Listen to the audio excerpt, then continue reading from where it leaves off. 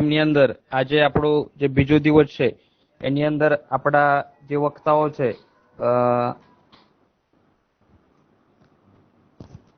એ આપણા જોડે જોડાઈ જાય છે. તો તમે લોકો પહેલા તમારો જે માઇક છે, માઇક્રોફોન અને તમારો વિડીયો એ બંને વસ્તુ બંધ કરો એટલે તમારો ડેટા કન્ઝમ્પશન અને ચાર્જિંગમાં કોઈ પ્રશ્ન તમારો આવશે ને. એટલે તમે હાલ બધું જે તમારી સ્ક્રીન ઉપર જે દેખાય છે માઇક્રોફોન અને વિડીયોનો ઓપ્શન, એના ઉપર ક્લિક કરો એટલે બંધ થઈ જશે. એ બંને તમને દેખાશે નહીં. એટલે તમારું ડાટા કન્ઝમ્પશન જે છે એ પૂરું નહીં થાય, ચાર્જિંગમાં કોઈ પ્રોબ્લેમ આવે નહીં. હવે આપણા જોડે આજના જે વક્તા છે એ જોડાઈ ગયેલા છે, તો આપણે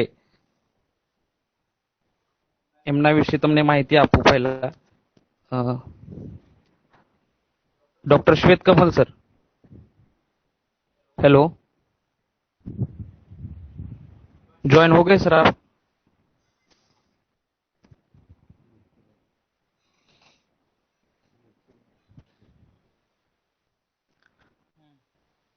डॉक्टर श्वेत कमल सर,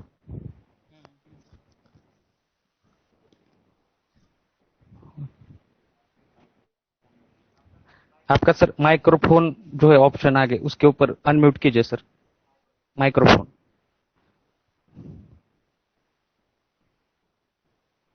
स्क्रीन पे सर 3 ऑप्शन है. लेफ्ट साइड का जो माइक्रोफोन का है उसके ऊपर आप क्लिक करेंगे तो अनम्यूट हो जाएगा सर. पड़ेगा, यहाँ से नहीं होगा. हाँ, अब आया. हाँ सर, हो गया सर. हाँ सर, आवाज आ रही है. Good morning sir.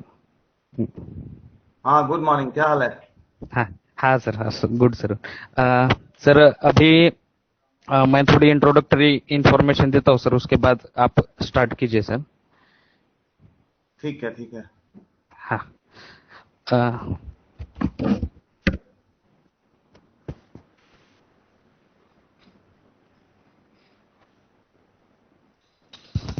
નમસ્કાર ખેડૂત મિત્રો. આપના જોડે આપણા આજના જે વક્તા છે ડોક્ટર શ્વેત કમલ સર, જો આપણા આખા દેશનું જે સૌથી મેઇન સેન્ટર છે મશરૂમનું, જે હિમાચલ પ્રદેશની અંદર સોલનમાં છે, ડીએમઆર જે કહીએ છીએ, ડાયરેક્ટરેટ ઓફ મશરૂમ રિસર્ચ, એ જે મેઇન સેન્ટર છે ત્યાંના સૌથી અનુભવી અને સૌથી જેમને કહેવાય ને પ્રેક્ટિકલ, જેમના પાસે સૌથી વધુ નોલેજ છે એવા સાયન્ટિસ્ટ, જે પ્રિન્સિપલ સાયન્ટિસ્ટ છે ત્યાં ડોક્ટર શ્વેત કમલ સર આપણા જોડે જોડાયેલા છે. તો એમને ઘણા બધા ઇન્ટરનેશનલ લેવલના પ્રોજેક્ટમાં પણ કામ કર્યું છે. એમને બહુ ખેડૂતો માટે તેમજ વૈજ્ઞાનિકો માટે પણ ખૂબ સારા એવા રિકમેન્ડેશન્સ બહાર પાડેલા છે. અને એમના પાસે ઇન્ટરનેશનલ મશરૂમના જે પ્રોજેક્ટ છે એમનું પણ નોલેજ છે. અને આપણા ઇન્ડિયા લેવલમાં જે બટન મશરૂમની અંદર જે પણ કોઈ ખેડૂત અથવા જે કોઈ માણસ છે જે એના ઉપર મોટું પ્રોજેક્ટમાં કામ કરેલું છે અથવા જે પ્રોજેક્ટ જેટલા પણ ચાલે છે, બધા લોકોએ એમના જોડે જોડાયેલા છે અને એમના પાસેથી જ્ઞાન એ લોકોએ મેળવેલું છે. એવા ખૂબ સારા એવા વક્તા આપણને આજ મળ્યા છે અને એમનું ખરેખર આપણે શાંતિથી સાંભળીને આપણે એમના પાસેથી જે પણ પ્રશ્ન હોય એનું તમે નિરાકરણ મેળવી શકો. અને એ આપણે જે મશરૂમનું જે મેઇન સેન્ટર છે ત્યાંથી એ આપણને જે પણ તમારે જે જરૂર હોય કોઈ વસ્તુની, નોલેજની, બધી વસ્તુ તમને એમના પાસેથી મળી જાય. તો તમે લોકો શાંતિથી એમને સાંભળો. તો હું doctor Shwet Kamal sir, good morning sir and welcome from all the farmers of the Gujarat. In this training sir, we have 110 participants from 17 districts of Gujarat. Total 110 sir, इसमें पांच लेडीज भी फार्मर्स है जो बहुत मतलब उनको इंटरेस्टेड है से फार्मर्स सर हमारे साथ जुड़े हैं. और कल का भी बहुत अच्छा सर सेशन रहा ट्रेनिंग का, बहुत इंटरेस्टेड और डिस्कशन बहुत फ्रूटफुल हुआ. तो आज भी सर हम आशा करते हैं और आपका तो सबसे मतलब सब खेडूत किसानों की तरफ से हम स्वागत करते हैं सर. Please sir continue. धन्यवाद. तो अभी तो 38 लोग हैं नहीं? 38? हाँ 40, हाँ 48 है सर। 38 बोल रहा, 37? नहीं सर चलिए कोई नहीं, 46। तो we will start with this. तो यस क्या यस हिंदी यस। इंग्लिश कैसा क्या करना होगा बताइए। हिंद सर हिंदी में सर स्टार्ट कीजिए, हिंदी में। ठीक है। इस पीपीटी तो सर इंग्लिश में चलेगी, खाली जो डिस्कशन है हिंदी में सर। ठीक है, तो पीपीटी कैसे दिखेगा लोगों को? सर प्रेजेंटेशन चालू है, प्रेजेंटेशन चालू है सर। जिगर जोशी नाम का जो अकाउंट है सर नीचे, जिगर जोशी, उसके ऊपर सर आप फोटो पे क्लिक कीजिए, वो आपके स्क्रीन पे आ जाएगा। किनके? जिगर जोशी, जिगर जोशी, जिगर जोशी। अच्छा जी। हाँ सर। ઓકે, જીગર જોશી। દરેક ખેડૂતને પણ વિનંતી છે કે તમે જીગર જોશીના અકાઉન્ટ ઉપર ક્લિક કરો એટલે સ્ક્રીન ઉપર તમને બધી એમનું પ્રેઝન્ટેશન તમને જોવા મળશે। कैसे दिखेगा ये? नीचे सर जिगर जोशी, जे हाँ वाले यस जो यस, अकाउंट हाँ हाँ, आ गया आ उसके गया। फोटो पे सर क्लिक कीजिए। Okay sir. Okay okay. Sir ये जो सर मैं डॉक्टर योगेश पवार, कृषि विज्ञान केंद्र जो है केवीके बनासकांठा 1 गुजरात, साइंटिस्ट हूँ सर मैं हॉर्टिकल्चर। हाँ और हाँ, अभी सर हमारे केवीके की तरफ से ये वर्कशॉप है सर, ऑनलाइन फर्स्ट वर्कशॉप है, जो मतलब 3 दिन के लिए किसानों के लिए सर चालू किया है हमने। ओके। चलिए फिर ऐसा प्लीज करते स्टार्ट हैं, हम सर। लोग शुरू करें।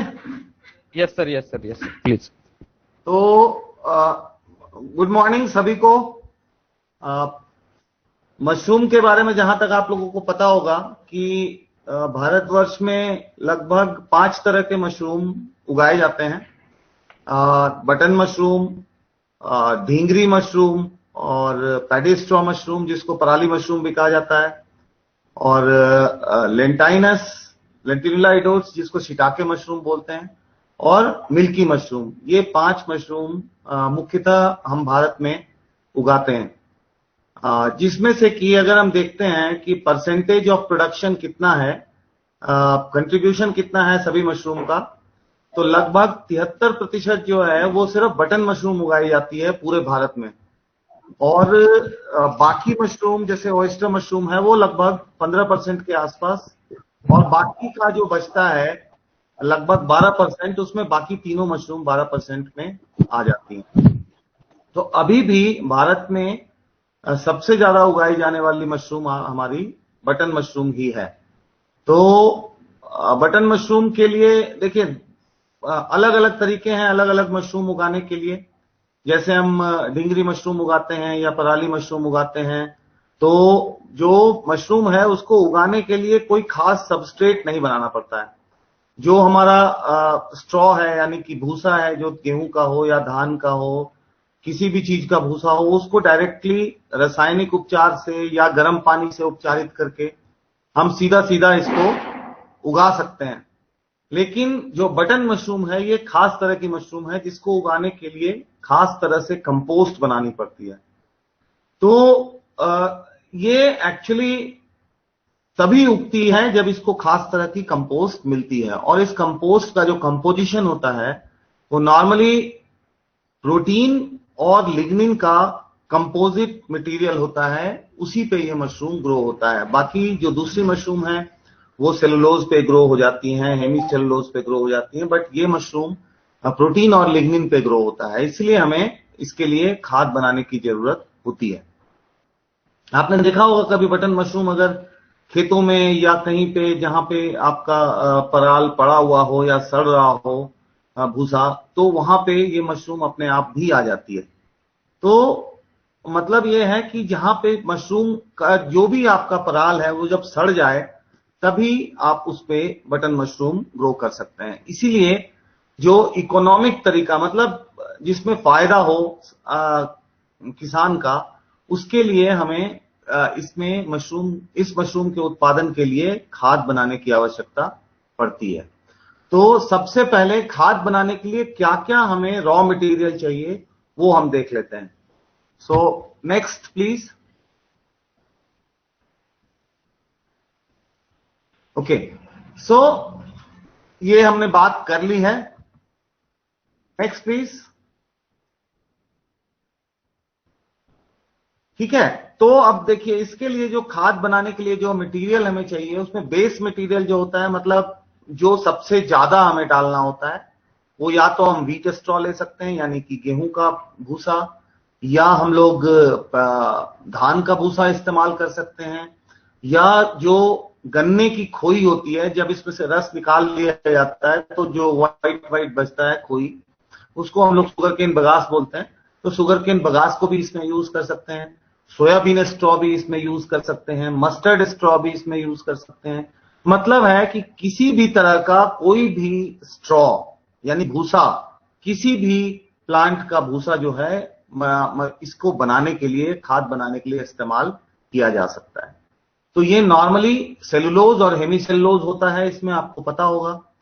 तो क्योंकि आपको पता है कि बटन मशरूम सेलुलोज और हेमीसेलुलोज पे नहीं उग सकता है, तो इसके लिए हमें इसका फर्मेंटेशन कराना जरूरी होता है।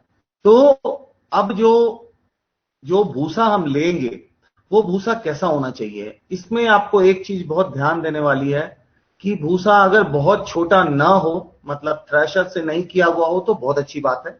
लेकिन अगर थ्रेशर से भी कटा हुआ है, तब भी वो काम कर जाता है। लेकिन जो सबसे बड़ी ध्यान देने वाली चीज है कि जो गेहूं का या धान का जो भी भूसा आप ले रहे हैं, वो सड़ा हुआ नहीं होना चाहिए। मतलब पहले से, जैसे कई बार आप लोग स्टोर करके लोग रखते हैं, इसको स्टोर करते हैं, बीच में बारिश आती है, गीला हो जाता है, गीला होने से उसमें माइक्रोबियल एक्टिविटी, मतलब बैक्टीरिया और फंगस ग्रो होने लग जाता है। तो इस तरह का जो भूसा होता है, उसका जो खाना होता है उस भूसा के अंदर, वो धीरे धीरे करके खत्म हो जाता है। तो उससे अगर आप कंपोस्ट बनाएंगे, तो कंपोस्ट कभी भी अच्छी नहीं बनेगी। इसलिए हमेशा ध्यान देना चाहिए कि जो आपका भूसा हो वो फ्रेश हो, या अगर स्टोर भी किया हुआ हो तो ढंग से स्टोर किया हुआ हो, कम से कम गीला नहीं हो, सड़ा हुआ नहीं हो। जी। ठीक है। सो अगला देखें, नेक्स्ट स्लाइड। तो अब देखिए कि इसके लिए हमें क्या क्या चाहिए। आपको मैंने पहले बताया कि प्रोटीन चाहिए और लिग्निन चाहिए। तो लिग्निन हमें भूसा में आसानी से मिल जाता है, तो लिग्निन को आपको बनाने की जरूरत नहीं है। लेकिन जो सेलुलोज और हेमीसेलुलोज है, उसको हमें कन्वर्ट करना पड़ता है प्रोटीन में। और प्रोटीन कन्वर्ट करने के लिए प्रोटीन में क्या क्या होता है, कार्बन, हाइड्रोजन, ऑक्सीजन और नाइट्रोजन। मतलब क्या हुआ कि नाइट्रोजन आपको सेलुलोज और हेमीसेलुलोज में नहीं मिलता है, तो नाइट्रोजन हमको कहीं ना कहीं से सप्लीमेंट करना पड़ेगा, बाहर से देना पड़ेगा, तभी हम इस खाद को बना पाएंगे। राइट। तो इसके लिए हम लोग या तो घोड़े की लीद इस्तेमाल की जा सकती है, या चिकन मैन्योर, जो चिकन लिटर होता है, उसको इस्तेमाल किया जा सकता है। इसके अलावा नाइट्रोजन सप्लीमेंटेशन के लिए, इसके अलावा जैसे मान लीजिए कि आप कोई भी काम कोई भी आदमी करता है, तो उसको क्या चाहिए, ताकत चाहिए, तभी वो काम कर पाएगा ना। तो ताकत के लिए क्या चाहिए, खाना चाहिए। ऐसा खाना जो इंस्टेंटली उपलब्ध हो, मतलब तुरंत उससे उसको एनर्जी मिल पाए, ऐसा खाना चाहिए। तो ये कार्बोहाइड्रेट सोर्सेस जो होते हैं, जो सिंपल शुगर सोर्स होता है, जिसको हम लोग बोलते हैं ना शुगर, जैसे आपका हम लोग के लिए रोटी है, चावल है, इस तरह का जो चीज होता है, वो चाहिए इनको भी। तो यहां पे हम लोग कार्बोहाइड्रेट मटेरियल भी इस्तेमाल करते हैं, जो कि व्हीट ब्रैन, मतलब चोकर के रूप में आप इस्तेमाल कर सकते हैं, या मोलाशेस, या जो धान का चोकर हो उसको भी इस्तेमाल किया जा सकता है, या कोई भी ऐसा चीज, शीरा, मोलासेस जो है वो शीरा है, जो गुड़ निकालते हैं उसके बाद जो बच जाता है ऊपर से निकालते हैं जो छान के, वो आपका शीरा होता है। तो शीरा भी इस्तेमाल किया जा सकता है। कोई भी शुगर सोर्स इसमें इस्तेमाल किया जा सकता है इंस्टेंट एनर्जी देने के लिए। ठीक है। Next slide please. तो अब देखिए, अगर मान लेते हैं कि हम नहीं चाहते हैं कि चिकन मैन्योर या हॉर्स मैन्योर इस्तेमाल करें, तो इसके जगह पे हम लोग नाइट्रोजन फर्टिलाइजर, नाइट्रोजन देने वाला कोई भी फर्टिलाइजर यूज कर सकते हैं, जैसे यूरिया है, या कैल्शियम अमोनियम नाइट्रेट है, या अमोनियम सल्फेट है। इस तरह का कोई भी खाद इसमें इस्तेमाल किया जा सकता है।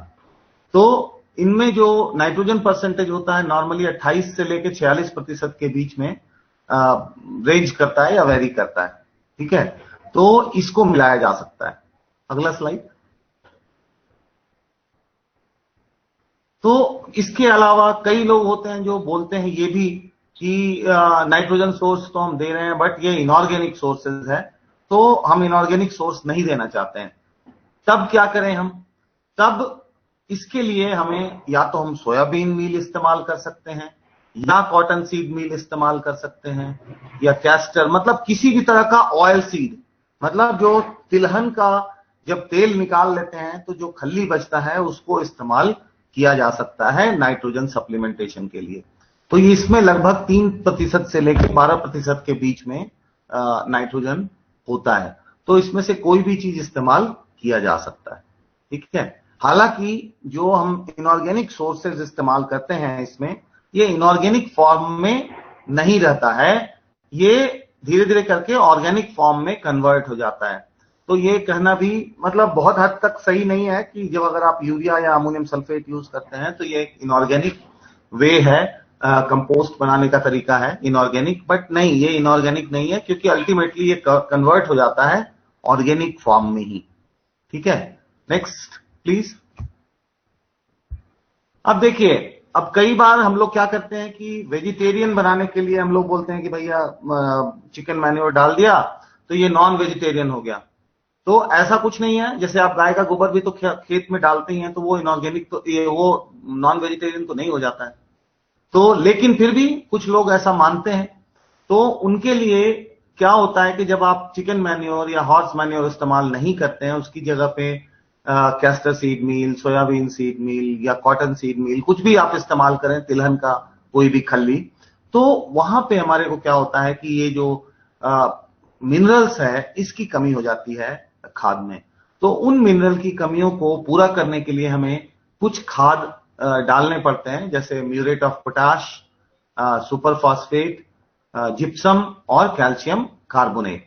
ये कुछ खाद हैं जो कि हमें जरूरत पड़ती है जब हम इसको मिलाते हैं अपने मिनरल की डेफिशिएंसी को कम करने के लिए। हालांकि जिप्सम सभी खाद में जरूरी है, क्योंकि जिप्सम का दो काम होता है, एक तो मिनरल डेफिशिएंसी पूरा करता है, मतलब कैल्शियम का सोर्स है और सल्फर का भी सोर्स है, लेकिन इसके अलावा ये कंपोस्ट का या खाद का पीएच को बैलेंस करता है। ठीक है, मतलब पीएच समझते होंगे आप लोग सभी लोग, अम्लीयता या क्षारीयता, कोई चीज अम्ल होता है, कोई चीज क्षार होता है, तो ये जो पीएच है इसको ये बैलेंस कर सकते हैं। और कंपोस्ट का पीएच नॉर्मली ना अम्ल होना चाहिए ना क्षार होना चाहिए, ये बीचों बीच होना चाहिए। न्यूट्रल पीएच अगर होगा तभी अच्छे से आपका कंपोस्ट बन पाएगा।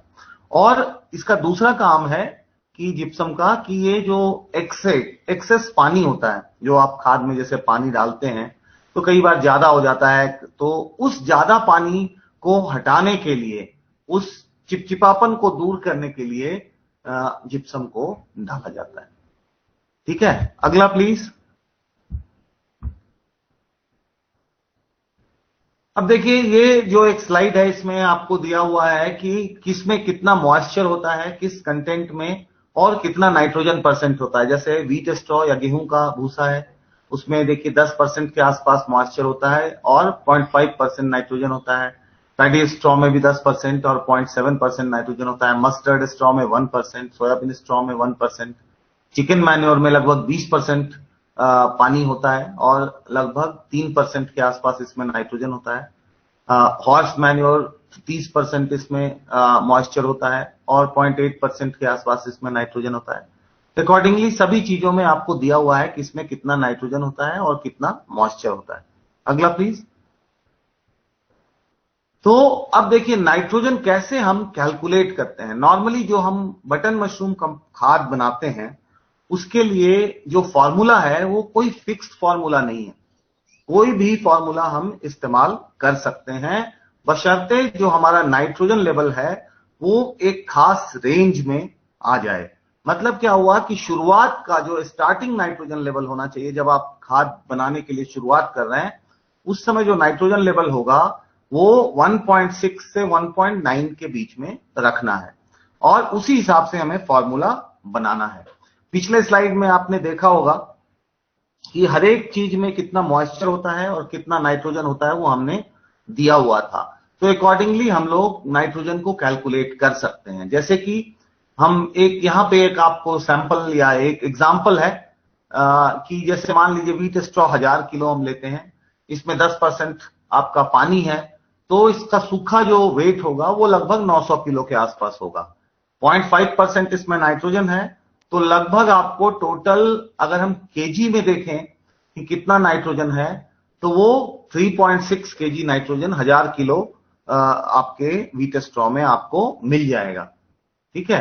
दूसरा है कि चिकन मैन्योर। चिकन मैन्योर इसमें ध्यान देने का है कि ये आप 40 से 60% या मैक्सिमम अप टू 70% तक आप व्हीट स्ट्रॉ के का 70% तक आप इसमें चिकन मैन्योर मिला सकते हैं। यानी कि अगर मान लीजिए मैक्सिमम 60% तक मिलाते हैं तो 600 किलो हम डालेंगे चिकन मैन्योर, लगभग 20% इसमें मॉइस्चर होता है, तो लगभग 480 किलो इसका सूखा वेट होगा।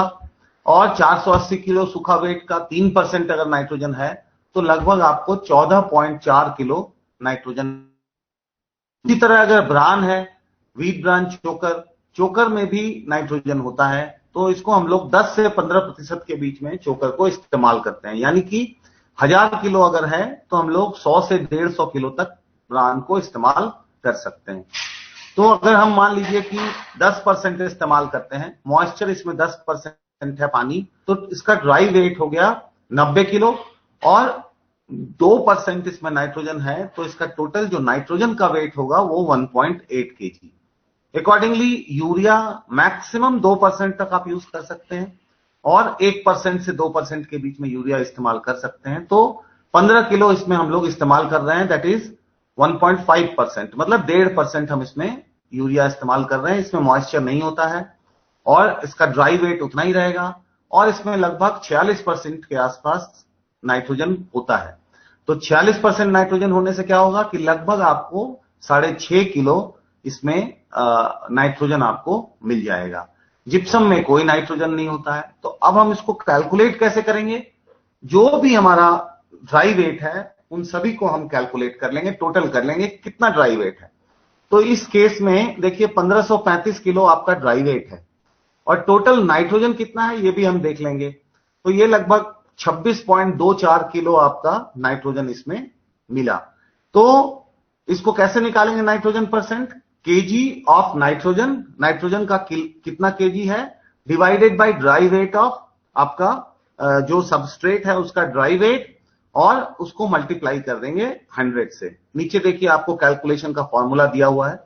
तो लगभग आपको इसमें इस फॉर्मूला में 1.71% के आसपास नाइट्रोजन आ जाता है। तो ये 1.6 से 1.9 के बीच में रहना चाहिए। कुछ भी हो सकता है, 1.6 हो सकता है, 1.7 हो सकता है, 1.8 हो सकता है, 1.9 हो सकता है, कुछ भी हो सकता है। तो लेकिन 1.9 से आपको ऊपर नहीं जाना है, 1.6 से नीचे नहीं आना है। 1.6 से कम आप जाएंगे तो प्रोडक्शन आपका कम हो जाएगा और 1.9 से ऊपर जाएंगे तो बीमारियां आने की संभावना ज्यादा हो जाएंगी, राइट। तो इसलिए ये ध्यान देने वाली बात है कि आपको जो इनिशियल नाइट्रोजन है वो आपको 1.6 से 1.9 के बीच में ही रखना है। अगला प्लीज। अब देखिए स्टैंडर्ड फॉर्मुलेशंस कुछ हमने बना के रखे हैं लॉन्ग मेथड के लिए और शॉर्ट मेथड के लिए, वो यहां पे आपको दिया हुआ है। दो तरह की विधियां हम लोग इस्तेमाल करते हैं कंपोस्ट बनाने के लिए, एक तो लंबी विधि और एक छोटी विधि। तो जो लंबी विधि होती है उसमें हम लोग नॉर्मली चिकन मैन्योर का इस्तेमाल नहीं करते हैं, फर्टिलाइजर्स के थ्रू नाइट्रोजन सप्लीमेंट करते हैं। मतलब जैसे व्हीट स्ट्रॉ है उसके साथ कैल्शियम अमोनियम नाइट्रेट डाल दिया, सुपर फॉस्फेट डाल दिए, यूरिया डाल दिए, सल्फेट ऑफ पोटास डाल दिए, व्हीट ब्रांड डाल दिए, मोलासेस डाल दिए और जिप्सम डाल दिए। उसी तरह शॉर्ट मेथड में भी wheat straw, chicken manure, brewers grain, urea और जिप्सम ये मिला देते हैं। तो ये दोनों का अलग अलग मेथड है। अब हम लोग डिस्कस करेंगे एक एक करके कि लॉन्ग मेथड से खाद कैसे बनाते हैं और शॉर्ट मेथड से खाद कैसे बनाते हैं। अगला प्लीज। और आगे, और आगे प्लीज।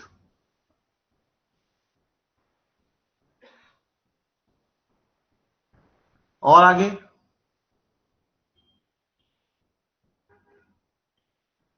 एक बार और। हाँ, तो देखिए लॉन्ग मेथड, शॉर्ट मेथड और तीसरा है इंडोर मेथड। जो लॉन्ग मेथड होता है वो नॉर्मल जो छोटे या सीजनल किसान होते हैं, मतलब जो कि ठंड के मौसम में, यानी कि सितंबर अक्टूबर से शुरू करके, अक्टूबर से शुरू करके और फरवरी मार्च में जो प्रोडक्शन है उसको खत्म कर देते हैं, उस किस्म उस तरीके का जो ग्रोअर्स होते हैं वो नॉर्मली लॉन्ग मेथड खाद इस्तेमाल करते हैं। हालांकि लॉन्ग मेथड खाद का कुछ नुकसान है, जैसे कि इसमें टाइम बहुत लगता है, लगभग 28 से 30 दिन का टाइम लग जाता है आपको कंपोस्ट तैयार करने में। दूसरी चीज की जो कंपोस्ट की सेलेक्टिविटी होती है, सेलेक्टिविटी का मतलब कि ऐसा सबस्ट्रेट, मतलब ऐसा खाद जिस पर कि सिर्फ बटन मशरूम उग सके और दूसरा कोई चीज नहीं आए, वो जो होता है उसको हम लोग सेलेक्टिविटी कहते हैं। और वो सेलेक्टिविटी आपको लॉन्ग मेथड कंपोस्ट में कम मिल पाती है, यानी कि जब आप ग्रो करेंगे तो बटन मशरूम तो ग्रो होगा, साथ में दूसरा मोल्ड्स, दूसरी बीमारियां वो भी ग्रो होती रहेंगी। एवरेज ईल्ड जो होता है 100 किलो प्रति 100 किलो अगर हम खाद लेते हैं, उस पे अगर हम उत्पादन देखें तो लगभग 10 से 15 किलो मशरूम आपको 100 किलो कंपोस्ट पे मिल जाती है। राइट। तो अगर देखते हैं कि एवरेज कंपोस्ट कितना बनता है, अगर 1 टन आप मतलब 1000 किलो अगर हम भूसा लेते हैं तो कितना कंपोस्ट बनता है, तो ये लगभग 1.8 के आसपास हमारा मतलब जैसे कि अगर 1000 किलो है तो लगभग 1800 किलो आपका 1700-1800 किलो आपको कंपोस्ट मिलेगा, उससे ज्यादा कंपोस्ट नहीं मिल पाएगा। अगर हम देखते हैं शॉर्ट मेथड कंपोस्टिंग, जो दूसरा मेथड है कंपोस्टिंग का, उसमें क्या होता है, एक तो टाइम बहुत कम लगता है, 13-14 दिन आपको बच जाता है, ठीक है। और जो इसमें जो सेलेक्टिविटी होती है, मतलब खाद की कि दूसरा कुछ नहीं ग्रो हो, वो बहुत अच्छी होती है, कंप्लीटली सेलेक्टिव होता है, मतलब इस पे कोई भी दूसरा मशरूम या दूसरा मोल्ड या बीमारी ग्रो नहीं करती है अगर ढंग से खाद बनी हुई है तो। और जो एवरेज यील्ड है वो लगभग 18 किलो से ऊपर होती है और 25 किलो के आसपास तक जा सकती है। अगर खाद अच्छी बनी है बहुत तो 25 किलो तक आप उगा सकते हैं, और अगर खाद थोड़ी अच्छी नहीं बनी है तो 18-19 किलो तो आपको मिल ही जाती है। दूसरी चीज कि अगर हम एवरेज कंपोस्ट प्रोडक्शन देखें तो एवरेज कंपोस्ट प्रोडक्शन लगभग 2.5 गुना के आसपास बन जाती है, यानी कि 1000 किलो से अगर आप चलते हैं भूसा से तो लगभग 2.5 टन मतलब 2500 किलो आपको खाद मिलती है। और अगर आप देखें लॉन्ग मेथड में तो लगभग 1800 किलो मिलती है, यहाँ 2500 किलो मिलती है, लगभग 700 किलो खाद का फायदा हो जाता है। और 7 किलो लगभग ईल्ड भी ज्यादा मिलती है पर केजी आपको, 7-10 किलो के आसपास, 10 किलो नहीं भी हम लेते हैं तो 7-8 किलो ज्यादा तो मिल ही जाती है।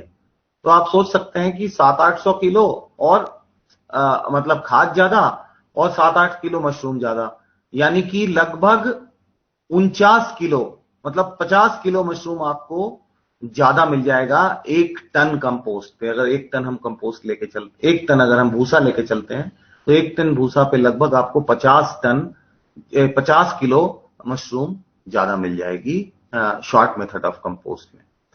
तीसरा मेथड है जो इंडोर मेथड ऑफ कंपोस्टिंग है, वो indoor method of composting normally big industrial houses, मतलब बड़ा बड़ा जो कि 5000, 4000, 10,000 टन एक साल में उगाते हैं या उससे ज्यादा उगाते हैं, उनके लिए वो normally indoor method of composting use करते हैं।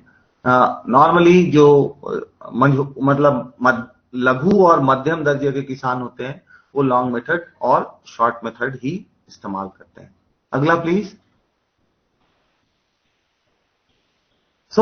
अब देखिए जो इंपॉर्टेंट है कि लॉन्ग मेथड में आपको कुछ भी नहीं चाहिए, कोई इंफ्रास्ट्रक्चर यानी कि कोई बिल्डिंग नहीं चाहिए, एक्सेप्ट कि आपको एक शेड चाहिए होता है, मतलब कि ऊपर से ढका हुआ होना चाहिए आपका, जो भी जहां पे आप खाद बना रहे हैं वो आपका पाइप से बना के आप प्लास्टिक से उसको ढक दे सकते हैं ऊपर से, या अगर आप परमानेंट कंपोस्ट शेड बनाना चाहते हैं तो उसमें टिन शेड लगा सकते हैं, एक्रिलिक शेड लगा सकते हैं, कुछ भी कर सकते हैं आप। मतलब सिर्फ आपको इतना ही है कि अगर बारिश हो तो पानी आपके कंपोस्ट में न जाए, सिर्फ इसलिए हम उसको कवर करते हैं और किसी भी चीज की कोई आवश्यकता नहीं है। ये एक फायदा है लॉन्ग मेथड का। दूसरा, शॉर्ट मेथड में क्या फायदा है कि इसमें आपको क्या चाहिए, सबसे पहली बात कि इसमें आपको पहले तो कंपोस्ट यार्ड चाहिए, कवर्ड कंपोस्टिंग यार्ड। यहां पे आपको परमानेंट कंपोस्टिंग यार्ड चाहिए होगा, जिसमें कि आपको ऊपर से टिन शेड लगा हुआ होना चाहिए।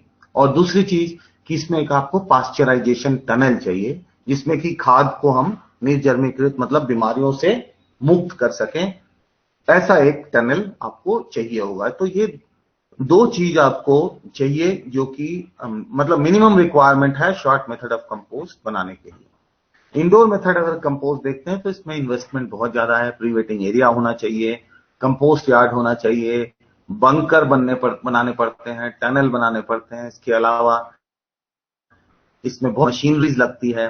तो ये मतलब बड़े लोगों का काम है। और हालांकि डेफिनेटली ईल्ड बहुत ज्यादा, उत्पादन बहुत ज्यादा आती है, लगभग 30-32% के आसपास आपको इसमें उत्पादन मिल जाता है, जबकि शॉर्ट मेथड में आपको 25% के अंदर अंदर ही उत्पादन होता है।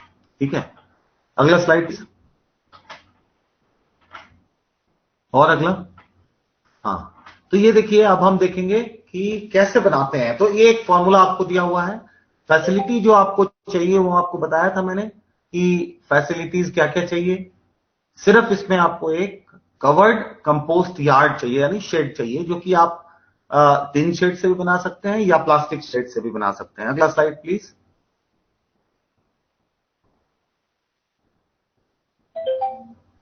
Next slide please.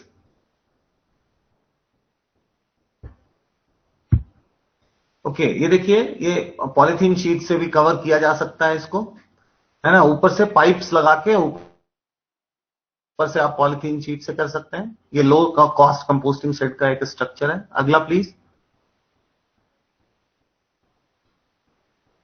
Next slide. देखिए, अब कई जगहों पे जहां पे कि जैसे हरियाणा के केस में अगर आप लेते हैं, हरियाणा में सीजनल काफी खेती होती है बटन मशरूम की। तो वहां पे लोग इस्तेमाल नहीं करते हैं किसी तरह का शेड, खुले में बनाते हैं, जमीन पे बनाते हैं, क्योंकि उनको एक चीज उन्होंने स्टैंडर्डाइज की हुई है कि जब हम खाद का काम शुरू करेंगे सीजनल कल्टीवेशन में, दैट शुड बी अक्टूबर। अक्टूबर के महीने में लगभग हम शुरू करते हैं वहां पे, तो नवंबर तक हमारा पूरा हो जाता है कंपोस्टिंग का काम। और अक्टूबर से नवंबर में शायद ही कभी हरियाणा में बारिश होती है। तो चांसेस ऑफ रेन, मतलब जो बारिश है वो बहुत कम होती है। और इसी वजह से वो लोग रिस्क लेते हैं कि ठीक है, कोई बात नहीं है, अगर बारिश आएगी तो देख लेंगे। लेकिन बारिश नॉर्मली नहीं होती है, तो उनकी खाद, लॉन्ग मेथड की खाद बाहर में भी बनाई जा सकती है। अगला प्लीज। सबसे पहले इसमें क्या करते हैं कि पहले हम लोग भूसा ले लेते हैं, जो भी गेहूं का भूसा है या धान का भूसा है, जो भी भूसा ले, उसको अच्छी तरह से गीला करते हैं। अगली स्लाइड। पाइप लगा के, पानी डाल डाल के इसको, और फोर्क से मिला मिला के इसको गीला करते हैं अच्छे से। आगे प्लीज। इसको 2 दिन तक गीला किया जाता है, और 2 दिन गीला करने के बाद इसको एक ढेर के रूप में रखा जाता है। और उसके ऊपर जो भी हमें चीज डालना है, जैसे कि मान लीजिए कि कैल्शियम अमोनियम नाइट्रेट है, यूरिया है, वीट ब्रांड है, मतलब चोकर है, जो भी है, इसके ऊपर हम इसको बिछा देते हैं अच्छे से, जो भी मटेरियल है, एक्सेप्ट जिप्सम। सिर्फ जिप्सम अभी नहीं डालते हैं, बाकी सब कुछ डाल देते हैं। और इसको अच्छे से मिक्स कर लिया जाता है फोर्स की सहायता से। और अगर जरूरत हो, आपको ऐसा लगता है कि सूखा है आपका तूड़ा, तो थोड़ा पानी आप उसमें ऐड भी कर सकते हैं। अगला प्लीज। ये देखिए मिक्सिंग हो रहा है। आगे प्लीज, नेक्स्ट। ठीक है, ये देखिए मिक्स कर दिया, और मिक्स करने के बाद इसको एक पाइल के फॉर्म में बनाते हैं। ठीक है, मिक्सिंग करने के लिए हम लोग फोर्स की सहायता से कर सकते हैं, या फिर बॉबकैट की सहायता से कर सकते हैं।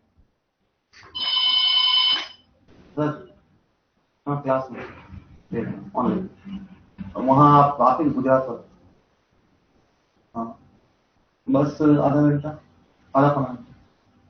ठीक ठीक ठीक।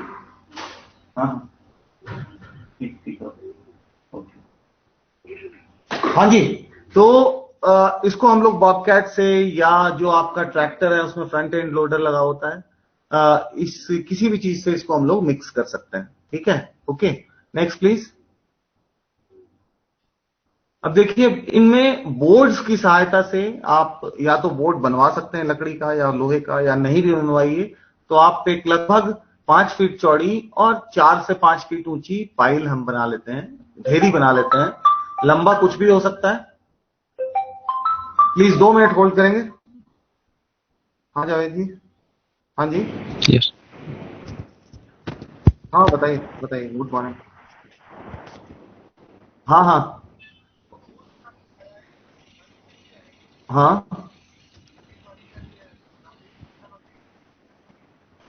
हम्म। हम्म। अच्छा, अभी तो चलिए मैं बाद में बात करूंगा इस विषय पे, है ना, अभी नहीं, क्योंकि थोड़ा सा बिजी हूं, मैं क्लास में हूँ, एक्चुअली क्लास ले रहा हूँ ना, है ना। बाद में बात करता हूँ, ठीक है। मैं 11, साढ़े 11, 11, साढ़े 11, 12 बजे तक मैं कॉल कर लूंगा, मैं कॉल कर लूंगा, डोंट वरी। ओके, ठीक है। तो इसको हम लोग बोर्ड की सहायता से मिक्स कर सकते, मतलब ढेरी बना सकते हैं, या ऐसे भी आप ढेरी बना के इसको रख सकते हैं, ठीक है। आगे चलें, नेक्स्ट स्लाइड प्लीज। तो ये देखिए, इस तरह का एक पाइल बना लेते हैं, 5 फीट लंबा, 5 फीट ऊंचा, 5 फीट चौड़ा, 5 फीट ऊंचा, और लंबाई आपका कुछ भी हो सकता है, ठीक है। जितना आपका सामान होगा, 1 टन से कुछ बनेगा, 2 टन से कुछ ज्यादा लंबा बनेगा, 3 टन से और लंबा बनेगा। अगला स्लाइड प्लीज।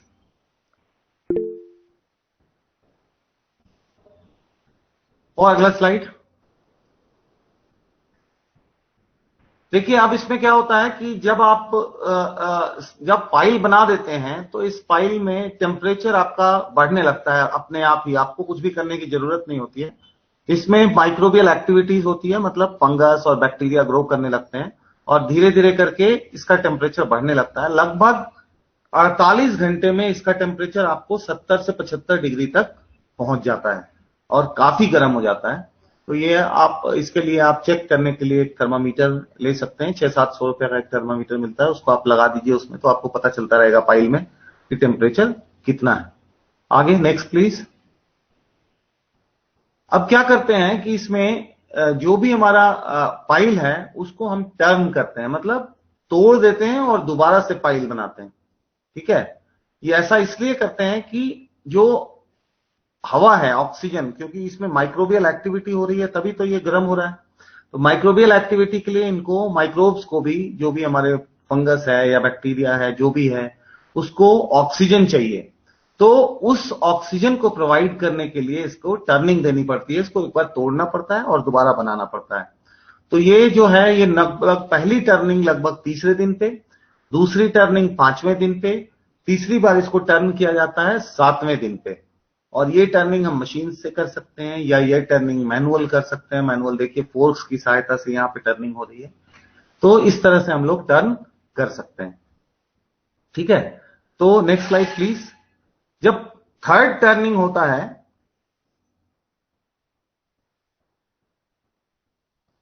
Next slide.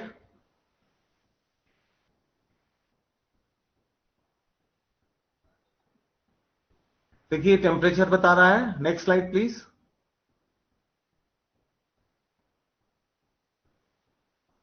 तो अब जब फर्स्ट टर्निंग हुआ आपका तीसरे दिन पे, सेकेंड टर्निंग हुआ आपका 5वें दिन पे, और थर्ड टर्निंग हुआ आपका 7वें दिन पे, उसके बाद हर तीसरे दिन पे इसको हम टर्न करते हैं अप टू 7th टर्निंग। तो ये लगभग लगभग आपको 28वें दिन पे जाके, 25वें दिन पे आपका सातों टर्निंग कंप्लीट हो जाता है, और 28वें दिन पे लगभग आपकी ये पाइल कंपोस्ट बन के तैयार हो जाती है, और इस समय इसको तोड़ दिया जाता है और इसमें स्पॉन या बीज मिला दिया जाता है। अगला प्लीज स्लाइड। अब देखिए, क्योंकि आपको पता है कि इस तरह की कंपोस्टिंग में, लॉन्ग मेथड ऑफ कंपोस्टिंग में, हम नॉर्मली किसी तरह का कोई पास्चराइजेशन, यानी कि जो हमारे खराब ऑर्गेनिज्म है, हार्मफुल ऑर्गेनिज्म है, उनको नहीं मारते हैं। तो इसके लिए हम लोग क्या करते हैं, इसमें केमिकल पास्चराइजेशन का एक मेथड था, डिवाइस किया गया था। वो केमिकल पास्चराइजेशन के मेथड से भी इसको पास्चराइज किया जा सकता है। उसमें क्या करते हैं कि 1 टन कंपोस्ट के लिए, जैसे मान लीजिए हम 1 टन भूसा लेके चले, 1000 किलो, तो लगभग हमारा लॉन्ग मेथड में 1800 किलो बनेगा। तो लगभग हम 1.8 टन के लिए इसको कैलकुलेट करेंगे। तो 1 टन के लिए कंपोस्ट के लिए हमें चाहिए 1.5 लीटर मतलब 1.5 लीटर फॉर्मल्डिहाइड और 50 ग्राम बेविस्टीन।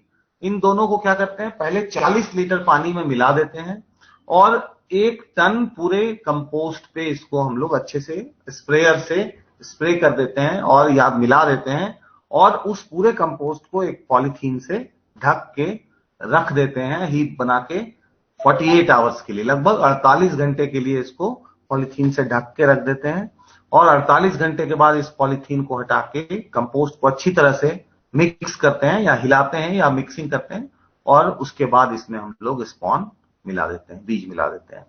तो उससे क्या होता है कि बीमारियों का संभावना जो है वो कम हो जाती है। अगला स्लाइड प्लीज। ठीक है, अब नेक्स्ट स्लाइड प्लीज। ये हो गया। अब अगली स्लाइड और। अब देखिए इसमें ऐसा है कि आपको पता है कि लॉन्ग मेथड ऑफ कंपोस्ट में क्या होता है कि जो क्वालिटी है वो बहुत अच्छी नहीं बनती है, लेकिन फिर भी कुछ चीजें होती हैं जिसको देख के हम पहचान सकते हैं कि कंपोस्ट अच्छी बनी है या नहीं बनी है। पहले बात तो कलर, कंपोस्ट का रंग गहरा भूरा से लेके काले की तरफ होना चाहिए। अगर ऐसा है तो हम मानते हैं कि ठीक है। ठीक है, और दूसरी चीज कि जब हम इसको खुशबू लेते हैं तो इसमें मीठी खुशबू आनी चाहिए, इसमें किसी तरह का फाउल स्मेल मतलब गंदा महक नहीं आना चाहिए, इसमें मीठी मीठी अच्छी सी खुशबू आनी चाहिए। तब इसका मतलब है अगर किसी भी तरह के गंदा खुशबू आता है, बदबू आती है इसमें, तो इसका मतलब ये अच्छा कंपोस्ट नहीं बना है। ठीक है, तो ये ध्यान देने वाली चीज है। अगली स्लाइड। अब शॉर्ट मेथड कंपोस्ट के लिए देखते हैं, अगला स्लाइड प्लीज। देखिए ये शॉर्ट मेथड कंपोस्ट का एक फॉर्मूला दिया है हमने।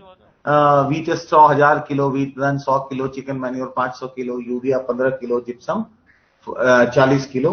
तो इससे हम लोग बनाते हैं। अगला स्लाइड प्लीज। तो इसके लिए जो चाहिए, हमने पहले बात किया था कि इसमें हमें कंपोस्टिंग यार्ड चाहिए एक, और एक पास्चराइजेशन टनल चाहिए। बाकी स्टैकिंग बोर्ड आप हो तब भी चलेगा, नहीं हो तब भी चलेगा। और जो टनल है उसमें लगाने के लिए एक ब्लोअर और एक वेंटिलेशन डक्ट होनी चाहिए।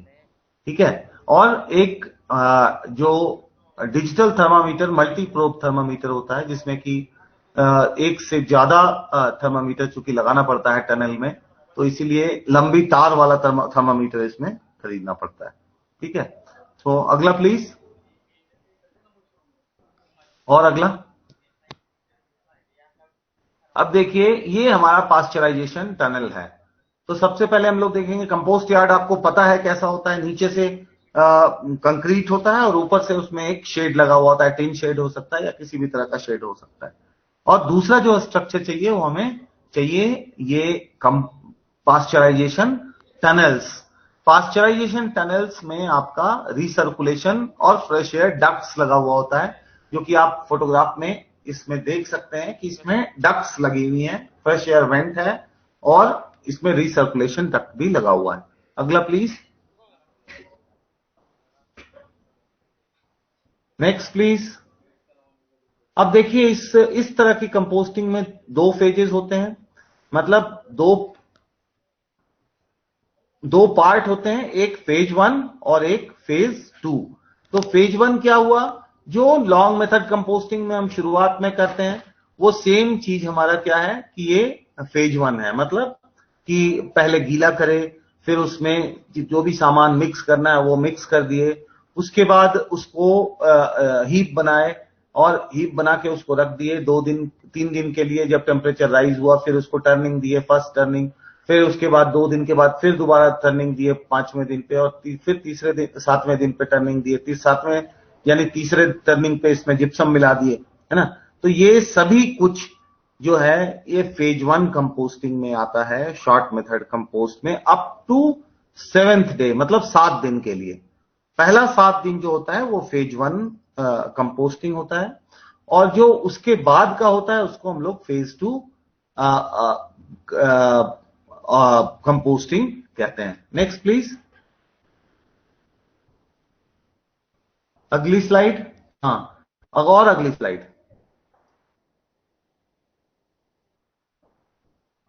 हाँ, देखिए अब आपको पहला तो पता चल गया, मतलब पहला गीला करना है, फिर उसमें मिक्स करना है, फिर उसको टर्न करना है, तीसरे दिन, पांचवें दिन, सातवें दिन, ठीक है। उसके बाद जब सातवें दिन आपका ये ऑपरेशन आप जिप्सम मिला देते हैं, तो आठवें दिन आपको इसको भरना होता है टनल में। नाउ टनल का स्ट्रक्चर क्या होता है ये आप देख सकते हैं। ये एक कमरा है सिंपल, और इस कमरे में इंसुलेशन किया हुआ है, मतलब इसमें थर्मल इंसुलेट किया हुआ होता है। अंदर की तरफ से थर्मल इंसुलेशन होता है। थर्मल इंसुलेशन क्या होता है कि आपका गर्मी अंदर से बाहर नहीं जाए या बाहर से ठंडक अंदर नहीं आए, इसको थर्मल इंसुलेशन बोलते हैं। और इसको करना बहुत ही आसान है। इसको करने के लिए जैसे नॉर्मल आप कमरा बनाएंगे और उसके बाद उसमें थर्मोकोल का शीट 60 mm टू 80 mm का शीट, थर्मोकोल तो जानते ही होंगे, उसको सीधा पेस्ट कर देते हैं उसके ऊपर जाली लगा के लोहे की, और उसके बाद उसको प्लास्टर कर देते हैं। वो तो पूरी तरह से आपका ये कमरा इंसुलेट हो जाता है। इस कमरे में दो दरवाजे होते हैं, एक आगे की ओर, एक पीछे की ओर।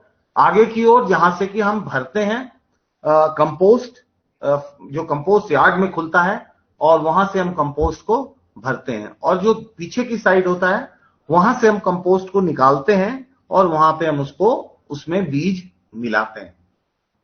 तो ये दो दरवाजे होते हैं, ठीक है। इसमें एक रीसर्कुलेशन डक्ट लगा होता है, जैसा कि आप देख सकते हैं कि ये रीसर्कुलेशन डक्ट है, इसमें एक पीछे की तरफ, और एक फ्रेश एयर इनलेट है ना, फ्रेश एयर इनलेट और रीसर्कुलेशन डक्ट। और नीचे एक आपका ब्लोअर लगा हुआ है। और ये जो कमरा बनता है, इसमें दो फ्लोर होते हैं। एक नीचे वाला फ्लोर जो कि झुका हुआ होता है, स्लोप उसमें दिया हुआ होता है, लगभग 2% का स्लोप इसमें होता है, ठीक है। और दूसरा एक फ्लोर जो प्लेन होता है, जिसमें कि ग्रेटिंग्स होती हैं, यानी कि उसमें छेद होते हैं, उस फ्लोर में बहुत सारे होल्स होते हैं हवा के पास करने के लिए। तो सबसे पहले हम क्या करते हैं कि इसमें आगे के दरवाजे से कंपोस्ट लगभग 6 फीट की हाइट तक इसमें कंपोस्ट भर देते हैं। और इसमें भरने के बाद दरवाजे सारी तरफ से बंद कर देते हैं।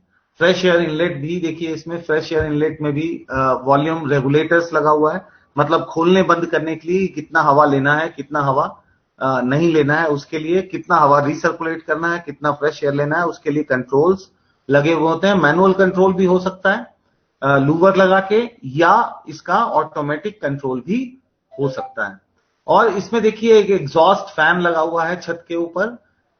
वो उसमें फैन नहीं होता है, एग्जॉस्ट के लिए एक होल बनाया हुआ होता है, और उसमें एक पाइप लगाई हुई होती है, ताकि उससे जो आपका हवा है वो बाहर निकल सके। क्योंकि अगर हवा निकलेगा नहीं तो फ्रेश एयर आएगा भी नहीं, तो इसीलिए वो एग्जॉस्ट बनाया जाता है। जब आप इसमें 6 फीट तक कंपोस्ट भर देते हैं, तो क्या करते हैं, फ्रेश एयर बंद कर देते हैं पूरा, और रिसर्कुलेशन 100% खोल देते हैं, रिसर्कुलेशन ऑफ हवा का। तो और नीचे से हम ब्लोअर को चला देते हैं। तो अब क्या होता है कि अब इसमें 3 जगह पे देखिए थर्मामीटर के प्रोब्स लगते हैं, एक ऊपर हवा में, एक बीच में कंपोस्ट के बीच में, और एक नीचे प्लानम में। तो ये 3 जगह आपका टेम्परेचर या थर्मामीटर लगा हुआ होता है, और इन थर्मामीटर्स में आपका से आप इसको ये कर सकते हैं, मतलब मॉनिटर कर सकते हैं कि कितना टेम्परेचर है। तो सभी कुछ बंद करने के बाद हम इसको ब्लोअर चला देते हैं प्रॉपरली।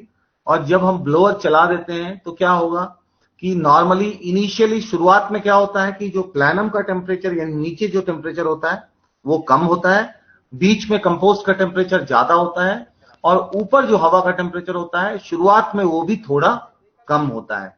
लेकिन जैसे जैसे आप ब्लोअर चला के ऑन रखते हैं रिसर्कुलेशन पे, धीरे धीरे आपका टेम्परेचर इक्वलाइज होने लग जाता है। मतलब तीनों जो टेम्परेचर या थर्मामीटर है उसमें जो टेम्परेचर है वो तीनों बराबर हो जाता है, ठीक है। तो इस बराबर होने के बाद जब आपका पूरा बराबर हो जाए, ये लगभग आपको 6 से 8 घंटा ले लेता है। तो 6 से 8 घंटे तक आपको बराबर करना है पहले, टेम्परेचर, जब टेम्परेचर आपका लगभग 1-2 डिग्री के बीच में आ जाए डिफरेंस, मतलब कि अगर नीचे का टेम्परेचर मान लीजिए कि 45 है और कंपोस्ट का टेम्परेचर 46 है, ऊपर का टेम्परेचर 44 है, तो ठीक है। मतलब 2 डिग्री का या 3 डिग्री का डिफरेंस है तो कोई प्रॉब्लम नहीं है, लेकिन उससे ज्यादा डिफरेंस नहीं होना चाहिए। तो जैसे ही आपका इक्वलाइज आ जाए 6 से 8 घंटे में, तो हम क्या करते हैं कि फ्रेश, और मान लीजिए आपका 48 डिग्री टेम्परेचर था, ये लगभग आपको 60 डिग्री तक ले जाना है, तो लगभग 10 से 12 घंटा आपको, या हो सकता है कि 14 या 16, 18 घंटा भी आपको लग जाए आपका टेम्परेचर अटेन करने में 59-60 तक। जब आपका 58 से ऊपर चला जाए टेम्परेचर, उस समय आप फ्रेश एयर को बढ़ा दीजिए, इतना बढ़ाइए जितना फ्रेश एयर का जरूरत नहीं है। मतलब अगर हम मान लेते हैं कि 10 यूनिट हवा का जरूरत आपको अंदर है कंपोस्ट में, और हम 10 यूनिट दे रहे हैं, तो आपका टेम्परेचर बढ़ता रहेगा, वो टेम्परेचर को लो नहीं करेगा।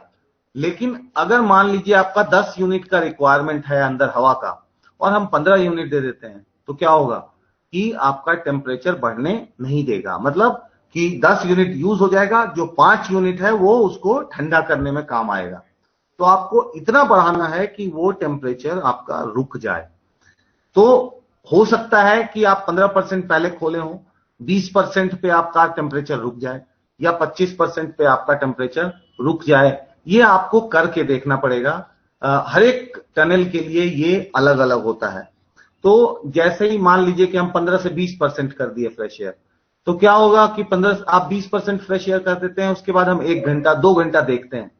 तो 2 घंटे में अगर मान लीजिए मेरा टेम्परेचर बढ़ने का जो रेशियो था उतना ही है, एक डिग्री नहीं होके 0.5 डिग्री के हिसाब से बढ़ रहा है घंटा में, तो हम और खोल देंगे 5%, यानी 25% तक ले जाएंगे, फिर 1 घंटा देखेंगे।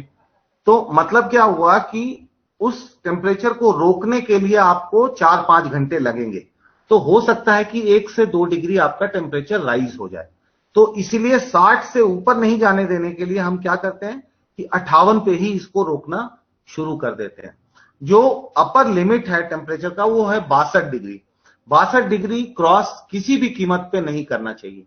तो इसीलिए 58 डिग्री से ही हम टेम्परेचर को कंट्रोल करना शुरू कर देते हैं। तो 60-61 तक जाके हमारा ये टेम्परेचर रुक जाता है। इसके बाद इसको हम लोग, ये पास्चराइजेशन टेम्परेचर है आपका, तो पास्चराइजेशन टेम्परेचर पे हम इसको लगभग 8 घंटे के लिए रख लेते हैं। इतना ही फ्रेश एयर पे हम रखे रहेंगे इसको। अगर 25% पे हुआ है तो 25% पे रखे रहेंगे, तो क्या होगा कि हमारा टेम्परेचर मेंटेन रहेगा। और 8 घंटे, 6 से 8 घंटे के लिए इसको हम लोग 60 डिग्री पे 58 से 62 के बीच में कहीं भी रखेंगे कंपोस्ट को। और उसके बाद जब ये 8 घंटा पूरा हो जाएगा तो इसको हम क्या करेंगे, फ्रेश एयर को और बढ़ा देंगे, 25 से 30-35% तक ले जाएंगे।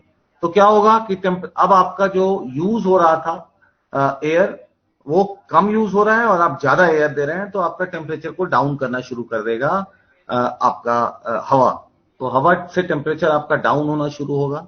ये भी लगभग बहुत तेजी से डाउन नहीं करना है, आपको ध्यान देना है कि इतना ही आपका डाउन हो कि 1 डिग्री पर आवर के हिसाब से आपका टेम्परेचर डाउन हो, 0.5 to 1 के बीच में।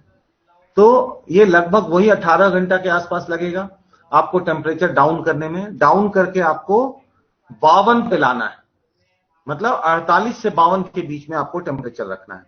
मान लेते हैं कि आपका टेम्परेचर, आपको कितना डिग्री कम करना हुआ, 8 डिग्री, तो लगभग ये 12 से 14 घंटा आपको लगेगा 8 डिग्री टेम्परेचर को लो करने में। और जब ये टेम्परेचर लो हो जाए 52 डिग्री पे, उस समय क्या करते हैं कि हम वापस से इसको 25 पे, हमको याद है कि हम 25 पे % खोले थे, तो 25% पे रुक गया था। ये आपको पता होगा कि जितना पे भी आपका रुका था उतना ही पे वापस हम फ्रेश एयर का ओपनिंग ले आते हैं। तो उससे क्या होगा कि आपका टेम्परेचर वहां रुक जाएगा। तो 48 से 52 के बीच में आपको 48 घंटे के लिए रोक के रखना है इस टेम्परेचर को। और जब 48 से 52 के बीच में आप 24 से 48 घंटे के तक रोक के रखेंगे, तो ये इसका कंडीशनिंग हो जाता है कंपोस्ट का। तो पास्चराइजेशन और कंडीशनिंग दोनों पूरा हो जाता है। तो इस तरह से हम लोग पूरा कंपोस्ट को ये कर लेते हैं, क्या बोलते हैं, पास्चराइज और कंडीशन। Next please. ये देखिए इसका टेम्परेचर का ग्राफ दिया हुआ है कि कैसे कैसे टेम्परेचर बढ़ता है और कैसे कैसे डाउन होता है। अगला प्लीज। और अगले, नेक्स्ट प्लीज। ये देखिए ये फट्टे लगा के ना साइड में एक चैनल लगाया जाता है लोहे का, उसमें फट्टा लगा के आप इसको खाद को अंदर टनल में रोक सकते हैं, है ना। अगला प्लीज। इसको भरने के लिए या खाली करने के लिए कन्वेयर बेल्ट इस्तेमाल किया जा सकता है। Next please. या मैनुअल भी कर सकते हैं आप, मैनुअल खुद हाथ से भी भर सकते हैं या कन्वेयर बेल्ट से भी, या फिर बॉबकैट से या फ्रंट एंड लोडर से भर सकते हैं। अगला प्लीज। ये देखिए हॉपर है ये भरने के लिए। और अगला प्लीज। ये उसका वर्किंग था, वो वर्क में था, ये आपको दिखाया गया है कि ये कैसा होता है हॉपर। Next please. ये आपका हेड फिलिंग मशीन है, वही जो आप कन्वेयर बेल्ट है। Next please. ये देखिए ये है 3 आपका टेम्परेचर थर्मामीटर सेंसर्स, जो अंदर 3 सेंसर लगे होते हैं, उसका डिस्प्ले बाहर की तरफ लगा होता है ताकि आपको दिख सके कि किस प्रोब में कितना टेम्परेचर आ रहा है। तो आप देख सकते हैं कि नीचे वाले प्रोब में 44.4 है, ऊपर में बीच में आपका 47 डिग्री है और ऊपर में 46.7 है। तो ये 2-2.5 डिग्री का फर्क है, तो इतना चलेगा, इससे ज्यादा नहीं चलेगा। 3 डिग्री से ज्यादा डिफरेंस नहीं होना चाहिए। Next please. अगला। ये देखिए एक बॉयलर है, बॉयलर आप लगा भी सकते हैं और नहीं भी लगा सकते हैं, क्योंकि बॉयलर की जरूरत नहीं पड़ती है। लेकिन कई बार ऐसा होता है कि आपका कंपोस्ट अच्छी नहीं बनी, मतलब जो मिक्सचर था वो सही नहीं बना, तो उस केस में क्या होता है कि आपका खाद में टेम्परेचर नहीं अटेन करेगा। तो उस समय पे आपको कई बार एक बॉयलर की जरूरत पड़ती है ताकि आप स्टीम डाल के टेम्परेचर को राइज करा सकें। ठीक है। अगला प्लीज।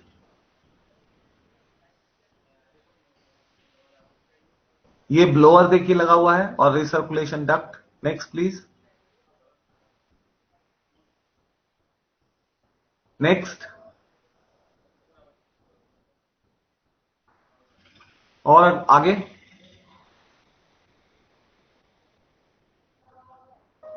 ठीक है, तो अब इसमें आपको क्या क्या चीज देखना होता है कि जो कंपोस्ट आपकी बनी वो हाथ में चिपकनी नहीं चाहिए, मतलब ग्रीजी नहीं होना चाहिए।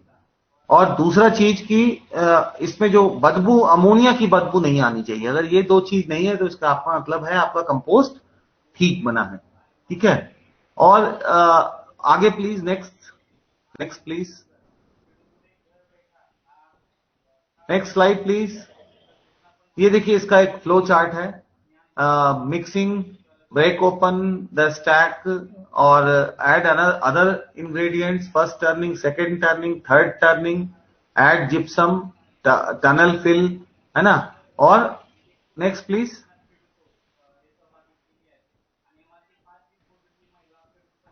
फेज 2 में आपका ये वही कीलिंग हो गया, फिर कंडीशनिंग हो गया और फाइनली आप इसको स्पॉन कर सकते हैं। तो ये इसका पूरा फ्लो चार्ट आपको दिया हुआ है किस दिन पे क्या करना है। अगला प्लीज। और आगे। अब देखिए तीसरा है semi indoor method of composting, जो कि नॉर्मली हमारे यहाँ बड़े बड़े इंडस्ट्रियल हाउसेस करते हैं। और इसमें बहुत ज्यादा डिटेल्स में मैं नहीं जाऊंगा। इसमें आपको फेज 1 बंकर चाहिए, फेज 2 टनल चाहिए, कंपोस्ट यार्ड चाहिए और एक वेटिंग एरिया या लगून चाहिए। Next please. देखिए ये लगभग आपको लगून है ये, जिसमें हम लोग वेटिंग करने के लिए रखते हैं। ये 1.5 से 2 फीट का गहरा होता है और इसमें आपका बॉबकैट या ट्रैक्टर इसके अंदर जा सके इस ढंग का बनाया जाता है।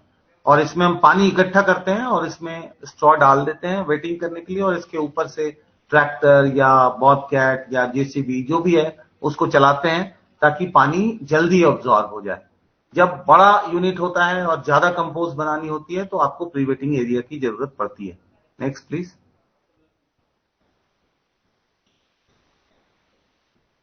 ये देखिए ये है फेज 1 बंकर। फेज 1 बंकर में क्या होता है कि कुछ खास नहीं, नीचे एक ब्लोअर लगा होता है और पाइप्स, परफोरेटेड फ्लोर होता है जिसमें बहुत सारे छेद होते हैं। और उसमें क्या करते हैं कि हम ब्लोअर से उसको हवा देते हैं। इसमें पूरा जो आपका मिक्स करने के बाद जब गीला कर लिए, उसमें सारा कुछ मिक्स कर दिए, उसके बाद सब कुछ मिक्स कर देते हैं एक बार में, जिप्सम भी इसी समय डाल देते हैं फर्स्ट टाइम पे ही, और इसके बाद इसको हम भर देते हैं बंकर के अंदर, और बंकर के अंदर भर के नीचे से हवा देते हैं। एक 10 मिनट में 2 मिनट हवा देते हैं तो हमारा ये टेम्परेचर मेंटेन हो जाता है। इसको हम लोग टाइमर के हेल्प से कर सकते हैं कि 8 minute of 2 minute on, 8 minute of 2 minute on, ऐसे करके हमारा साइकिल चलता रहेगा फॉर 3 डेज। पहला 3 दिन के लिए भरने के बाद 3 दिन के लिए ये साइकिल चलेगा। फिर उसके बाद इसको हम बाहर निकालेंगे, ठीक से मिक्स करेंगे, और उसके बाद दोबारा भर देंगे, और फिर उसके बाद क्या करेंगे कि 9 minute on 1 minute of, sorry 9 minute of 1 minute सिर्फ उसमें ऑन, ऐसे करके इसमें हम हवा देंगे 3 दिन के लिए, नेक्स्ट 3 डेज के लिए। और उसके बाद जब हम निकल जाएगा ये आपका मतलब 6 दिन के बाद इसको हम बाहर निकालेंगे, और इसके बाद इसको हम लोग टनल में भर सकते हैं। Next please. इसका फायदा क्या है? इसका फायदा ये है, आप देखेंगे कि इसमें जो नॉर्मली आप देखेंगे कि आउटडोर कंपोस्टिंग में बदबू आती है, इसमें किसी तरह का कोई बदबू नहीं आता है फेज 1 बंकर में। तो बाहर की कंट्रीज में या बड़े यूनिट्स में जहां पे खाद बहुत ज्यादा बन रही होती है, तो वहां आसपास के लोगों को परेशानी होती है। तो छोटे लेवल पे खाद बन रही है तो बहुत परेशानी नहीं होती है, बट अगर बड़े लेवल पे खाद बनेगी तो बहुत ज्यादा दुर्गंध होती है, गैसेस बहुत निकलती हैं। तो इसलिए वहां पे बंकर का होना बहुत जरूरी है। जैसे देख रहे हैं आप बंकर का फ्लोर कैसा होता है, या तो परफोरेटेड फ्लोर आप इस्तेमाल कर सकते हैं, ग्रेटेड फ्लोर, या पाइप्स के बीच में स्पिगॉट्स, छोटे छोटे पाइप लगा के भी इसको आप इस्तेमाल कर सकते हैं, ठीक है, और एक ब्लोअर लगा के। नेक्स्ट प्लीज, अगला प्लीज।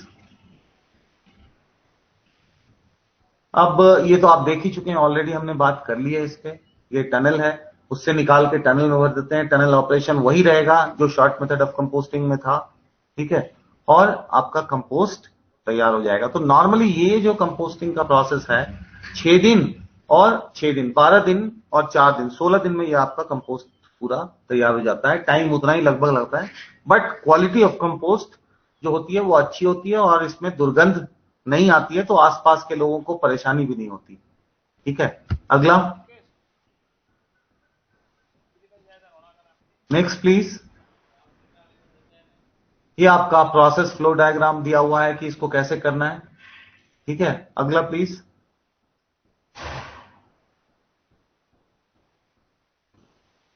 नाउ अब आपका कंपोस्ट बन गया, आप बीज खरीद के कहीं से ले, अब कैसे इसको उगाना है ये देखना। 2 मिनट।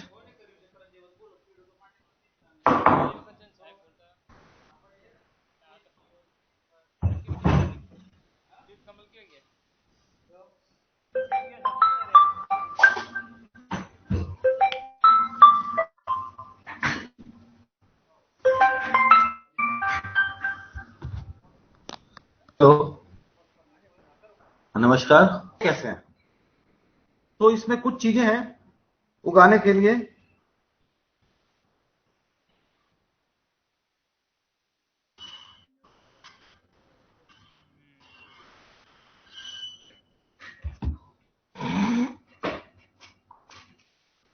इसमें agronomic crop management,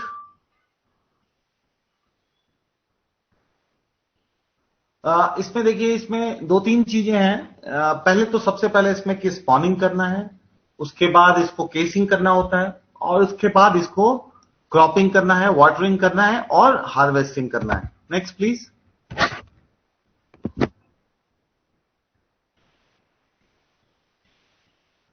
next please. हाँ, और आगे। Next please. अब देखिए स्पॉनिंग भी 3 तरीके से किए जा सकती है। पहला तो सरफेस स्पॉनिंग, जिसमें कि हम लोग सबस्ट्रेट डालते हैं और उसके ऊपर से आपका जो भी स्पॉन है वो डाल देते हैं। दूसरा लेयर स्पॉनिंग, कि पहले थोड़ा सा सबस्ट्रेट डालते हैं नीचे बैग में, उसके ऊपर थोड़ा सा स्पॉन डालते हैं, फिर उसके बाद आपका सबस्ट्रेट डालते हैं, उसके खाद डालते हैं, उसके ऊपर फिर आप थोड़ा सा स्पॉन डालते हैं, और फाइनली ऊपर से उसको आप कवर कर देते हैं खाद से। तो ये हमारा लेयर स्पॉनिंग है। तो और तीसरी तरह का जो है वो थॉरो स्पॉनिंग हम लोग उसको बोलते हैं, या थ्रू स्पॉनिंग बोलते हैं। थ्रू स्पॉनिंग का मतलब हुआ कि सीधा स्पॉन को पूरी तरह से कंपोस्ट में या खाद में मिक्स कर दिया जाता है और उसको बैग्स में या शेल्फ्स में भर के रख दिया जाता है। तो बटन मशरूम में नॉर्मली थॉरो स्पॉनिंग ही किया जाता है। ठीक है, नेक्स्ट प्लीज।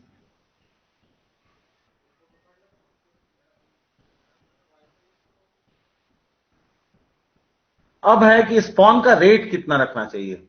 तो जो बटन मशरूम में स्पॉनिंग रेट है वो 0.5 टू 0.75 के बीच में हम लोग रखते हैं, या industrial houses up to maximum 1% तक रखते हैं, उससे ज्यादा नहीं रखते हैं।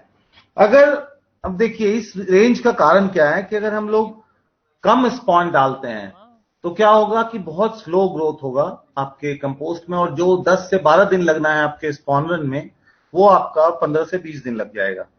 तो वो आपका 5 से 10 दिन वहां पे नुकसान हो सकता है। और अगर हम ज्यादा डाल देते हैं 1% से, तो क्या होगा कि आप ज्यादा डाल रहे हैं मतलब आप इसमें शुगर डाल रहे हैं, क्योंकि गेहूं पे बना हुआ होता है आपका स्पॉन, उसमें शुगर होता है, तो आप शुगर डालेंगे। जैसे ही शुगर डालेंगे ऑर्गेनिज्म जो होगा उसमें माइक्रो ऑर्गेनिजम्स कुछ ना कुछ तो होते हैं, तो वो माइक्रो ऑर्गेनिज्म का एक्टिविटी आपका शुरू हो जाएगा और उस एक्टिविटी के कारण आपका जो कंपोस्ट का टेम्परेचर है वो बढ़ जाएगा, जिसके कारण कि आपका स्पॉन किल हो सकता है। सो इसलिए rate of spawning should be between 0.5 to 1%, मतलब 0.5% से लेकर के, यानी कि 100 किलो कंपोस्ट पे आधा किलो स्पॉन या बीज से लेकर के 1 किलो बीज मैक्सिमम आप इस्तेमाल कर सकते हैं। Next please.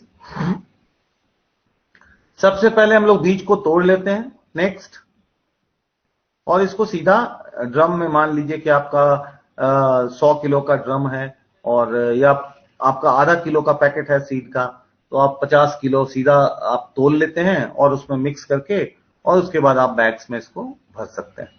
बार बार तोलने की जरूरत नहीं है। एक आप मतलब माप बना लीजिए उसका कि एक टब हम ले लेंगे जिसमें 50 किलो कंपोस्ट आता है, उसमें सीधा कंपोस्ट भरा और आधा किलो बीज डाला, एक पैकेट, और उसको मिक्स करके बैग्स में या रैक्स में आप डाल दीजिए। ठीक है, ओके, नेक्स्ट प्लीज। नेक्स्ट, ये देखिए पॉलिथीन बैग्स में भर रहे हैं, और नॉर्मली इसमें जो होता है बैग्स में, नेक्स्ट प्लीज, नॉर्मली बैग्स में 10 किलो कंपोस्ट आप रखते हैं एक बार में। ये हो सकता है कि 9.5 किलो भी हो, या हो सकता है कि 11 किलो भी हो जाए, तो इट हैपेंस, थोड़ा बहुत ऊपर नीचे हो जाता है, उससे बहुत ज्यादा फर्क नहीं पड़ता है। बट इतना ध्यान रखना चाहिए कि जो हाइट ऑफ कंपोस्ट है वो 16 इंच से ज्यादा आपको बैग्स के केस में नहीं रखनी है, और अगर आप रैक्स में लगा रहे हैं या बेड लगा रहे हैं तो 6 इंच से 8 इंच तक, 8 इंच तक आप उसमें मैक्सिमम थिकनेस रख सकते हैं। ठीक है, अब इसमें क्या होता है कि जब हम इसको भर दिए बैग्स में या रैक्स में, तो इसको क्या करते हैं कि इसको एक बंद कमरे में रखा जाता है जिसमें ऑक्सीजन का बिल्कुल ही आवाजाही ना हो, बाहर से हवा इसमें अंदर ना जाए, ऐसे हालत में इसको रखा जाता है। क्योंकि इसको स्पॉन रन के लिए नॉर्मली ज्यादा कार्बन डाइऑक्साइड कंसंट्रेशन की जरूरत पड़ती है, तो इसीलिए रूम्स को जितना कम खोलें उतना अच्छी तरह से स्पॉन रन हो पाएगा।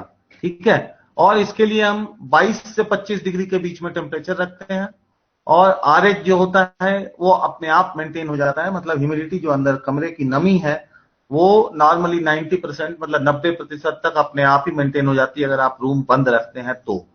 ठीक, और ये लगभग 10 से 12 दिन में आपका स्पॉन रन पूरा हो जाता है। और स्पॉन रन पूरा होने का मतलब क्या हुआ कि पूरा कंपोस्ट आपका धीरे धीरे करके व्हाइट हो जाता है, और जब आपको लगे कि हाँ पूरा कंपोस्ट में व्हाइट हो गया, देन इट इज कंप्लीट, आपका स्पॉन रन कंप्लीट हो जाता है। इट टेक्स अराउंड, अगर एग्जैक्टली सही कंडीशंस मेंटेन किया जाए तो 10 से 12 दिन मैक्सिमम, लेकिन अगर थोड़ा बहुत कंडीशंस आपका इधर उधर होता है तो 15 दिन तक आपका जा सकता है। Next please.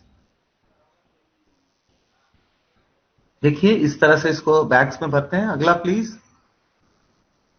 इसको ऐसे मुंह इसका बंद कर दिया जाता है, जस्ट रैप कर दिया जाता है, इसको बांधना नहीं होता है। ठीक है, नेक्स्ट प्लीज। और इसको रूम्स में रख दिया जाता है। नेक्स्ट, और आगे प्लीज। अब देखिए, अब इसमें जब आपका कंपोस्ट में स्पॉन रन हो गया तो अब केस रन होना है। अब इसमें हम लोग को एक्चुअली होता क्या है बटन मशरूम में कि केसिंग इज वेरी इंपॉर्टेंट। अब केसिंग का इंपॉर्टेंस क्या है, क्योंकि ऐसा होता है कि किसी भी ऑर्गेनिज्म के लाइफ में दो तरह के साइकिल्स होते हैं। एक तो जिसमें आप ग्रो करते हैं, मतलब बड़े होते हैं, लंबाई चौड़ाई में बड़े होते हैं। दूसरा आपका रिप्रोडक्टिव साइकिल, मतलब कि जिसमें आपको अपने जैसा दूसरा ऑफस्प्रिंग या बच्चे पैदा करने का आपको ये होता है, काम होता है, साइकिल होता है। तो ये दो तरह के फेजेस हर एक ऑर्गेनिज्म में होते हैं, चाहे प्लांट हो, चाहे एनिमल हो, चाहे ह्यूमन बीइंग्स हो, कोई भी हो। तो और दूसरी चीज इसमें क्या होती है कि जो भी वेजिटेटिव ग्रोथ है आपका, वेजिटेटिव ग्रोथ जब तक आपका सीज नहीं होगा, रुकेगा नहीं, तब तक आपका जो रिप्रोडक्टिव ग्रोथ है वो शुरू नहीं हो सकता है। और रिप्रोडक्टिव ग्रोथ तभी शुरू होगा जब वेजिटेटिव ग्रोथ को किसी तरह से रोका जाए या आपके जो एग्जिस्टेंस है उस पर किसी तरह का थ्रेट आए। तो जो केसिंग है, जो फ्रूट बॉडी है, वो क्या है मशरूम का फ्रूट बॉडी? वो रिप्रोडक्टिव बॉडी है आपके मशरूम का या फंगस का। तो रिप्रोडक्शन तभी शुरू करेगा जब उसका वेजिटेटिव ग्रोथ रुक जाए। और इसको कैसे रोका जाता है? ये केसिंग के द्वारा। केसिंग होता क्या है नॉर्मली? केसिंग में कुछ खास नहीं है। केसिंग ऐसी मिट्टी होती है जिसमें कि आपका खाना बिल्कुल नहीं हो, जीरो हो न्यूट्रिशन। जितना कम न्यूट्रिशन होगा उतना बढ़िया ये मतलब केसिंग का काम करेगा। दूसरी चीज कि इसमें वाटर होल्डिंग कैपेसिटी, मतलब इसमें पानी जो है बहुत ज्यादा इसमें रुक सके। अगर मान लीजिए 1 किलो हम ऐसा कोई मिट्टी लें और उसमें उसको हम ड्राई कर दें पूरी तरह से और उसके बाद उसमें पानी डालें धीरे धीरे, तो उसको 1 किलो से अगर 3 किलो हो जाता है वो पानी डालने के बाद। सूखा मिट्टी अगर एकदम ड्राई कर दिया जाए पूरी तरह से और उसमें पानी डाला जाए और 3 किलो उसका वेट हो जाए और पानी उसमें से लीच नहीं करे, मतलब बाहर नहीं निकले, तो इसका मतलब है कि ये मटेरियल आपके लिए बिल्कुल सही है केसिंग के लिए। तो ये दो चीज आपको देखना बहुत जरूरी है, ठीक है? तो इस तरह की मिट्टी आपको कैसे बन सकती है? नॉर्मल मिट्टी में इतना वाटर होल्डिंग कैपेसिटी नहीं होता है। जो आप मिट्टी खेत का मिट्टी लेंगे, हालांकि वो भी ठीक है, लेकिन उसमें वाटर होल्डिंग कैपेसिटी नहीं होता है। तो उसको वाटर होल्डिंग कैपेसिटी बढ़ाने के लिए हम क्या करते हैं कि 2 से 3 साल पुराना, 1.5 से 2 साल पुराना गोबर है ना, पुराना गोबर हम लेके उसमें मिक्स कर सकते हैं हाफ हाफ के रेशियो में, तो आपका वाटर होल्डिंग कैपेसिटी बढ़ जाएगा। या अगर मान लेते हैं हमको पुराना गोबर नहीं मिलता है, तो आजकल क्वारपिट होता है। आप क्वारपिट जानते हैं? नारियल का बुरादा, जो सड़ा हुआ नारियल का बुरादा होता है। 2-3 तरह का नारियल का बुरादा पाया जाता है, जिसमें कि जो मार्केट में अवेलेबल है, एक तो होता है एकदम फ्रेश जिसमें बहुत सारे रेशे होते हैं, तो वो आपको इस्तेमाल नहीं करना है। दूसरा होता है कि जिसमें रेशे तो होते हैं, हाँ कोकोपीट, जो रेशे तो होते हैं बट उसमें पाउडर भी होता है, लेकिन रेशा ज्यादा होता है। तो जिसमें रेशा ज्यादा हो उस भी आप इस्तेमाल नहीं कर सकते। आप कोशिश कीजिए आप वो वाला कोकोपीट ढूंढिए जो कि बिल्कुल पाउडर हो।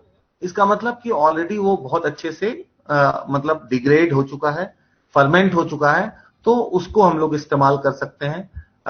70-30, मतलब 70% कोकोपीट, 30% नॉर्मल आपका वो क्या बोलते हैं मिट्टी, या 80-20, है ना, और कम भी कर सकते हैं। और अगर आप चाहते हैं तो इसमें अगर राख, जो आपका धान के मिल से, जो चावल का मिल होता है उसमें इस्तेमाल किया जाता है, जो बर्निंग के लिए राइस हस्क, मतलब उसके ऊपर का जो छिलका होता है उसको जलाया जाता है उसमें धान के मिल में, तो उससे राख निकलता है, तो उस राख को भी इस्तेमाल किया जा सकता है। तो आप मिट्टी, राख और कोकोपीट, ये तीनों अगर मिला दें, या मिट्टी, कोकोपीट और गोबर, ये तीनों भी मिला दें 1:1:1 के रेशियो में, तो बहुत आसानी से आपका केसिंग मिट्टी तैयार हो जाता है।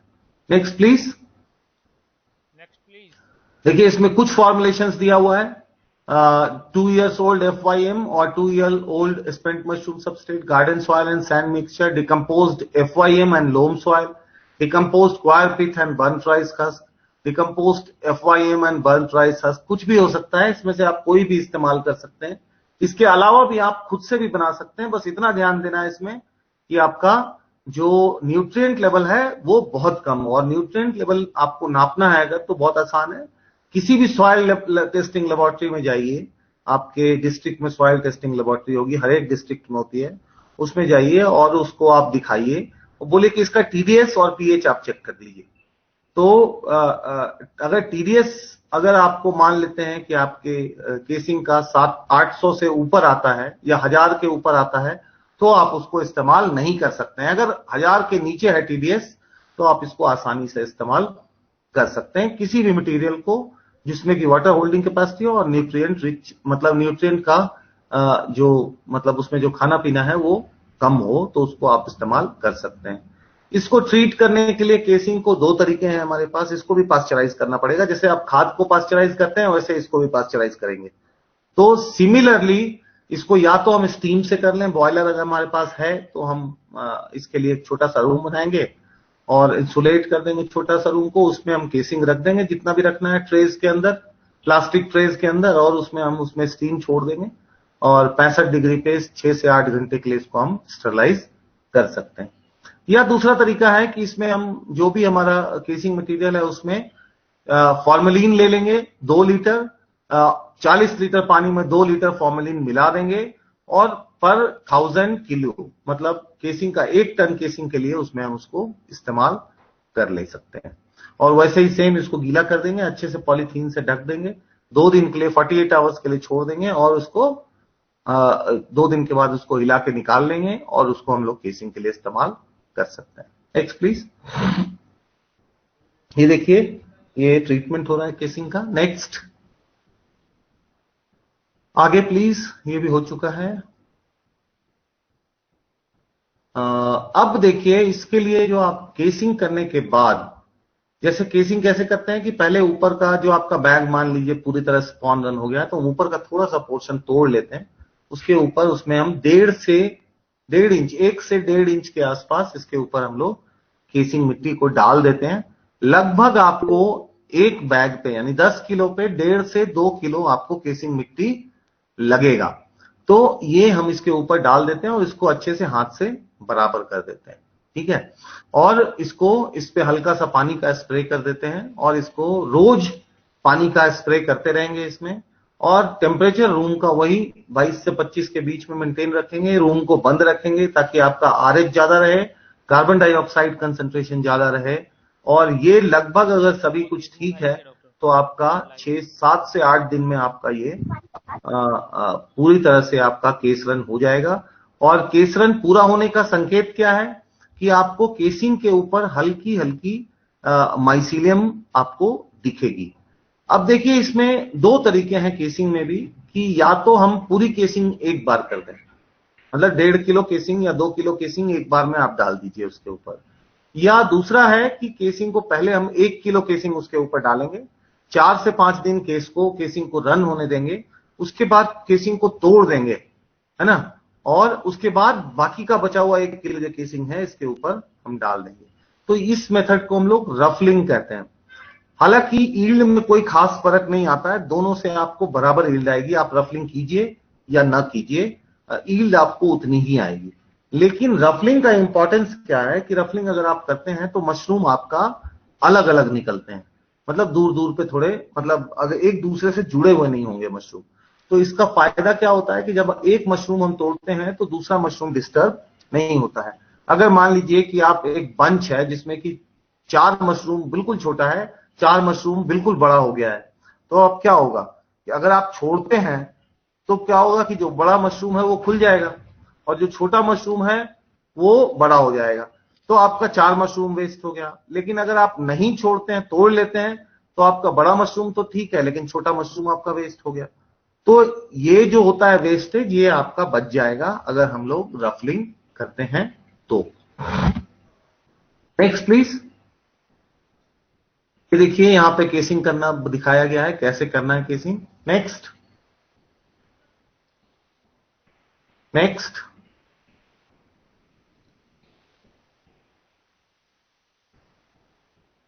उसके बाद इसको कमरे में रख के वो भी हो गया। नेक्स्ट कीजिए, आगे चलिए, आगे और आगे। और अब देखिए, अब आपका जब केस रन पूरा हो गया तो लगभग आपका 12 दिन वहां 8 दिन यहां, यानी 20 दिन आपको ये लग गया।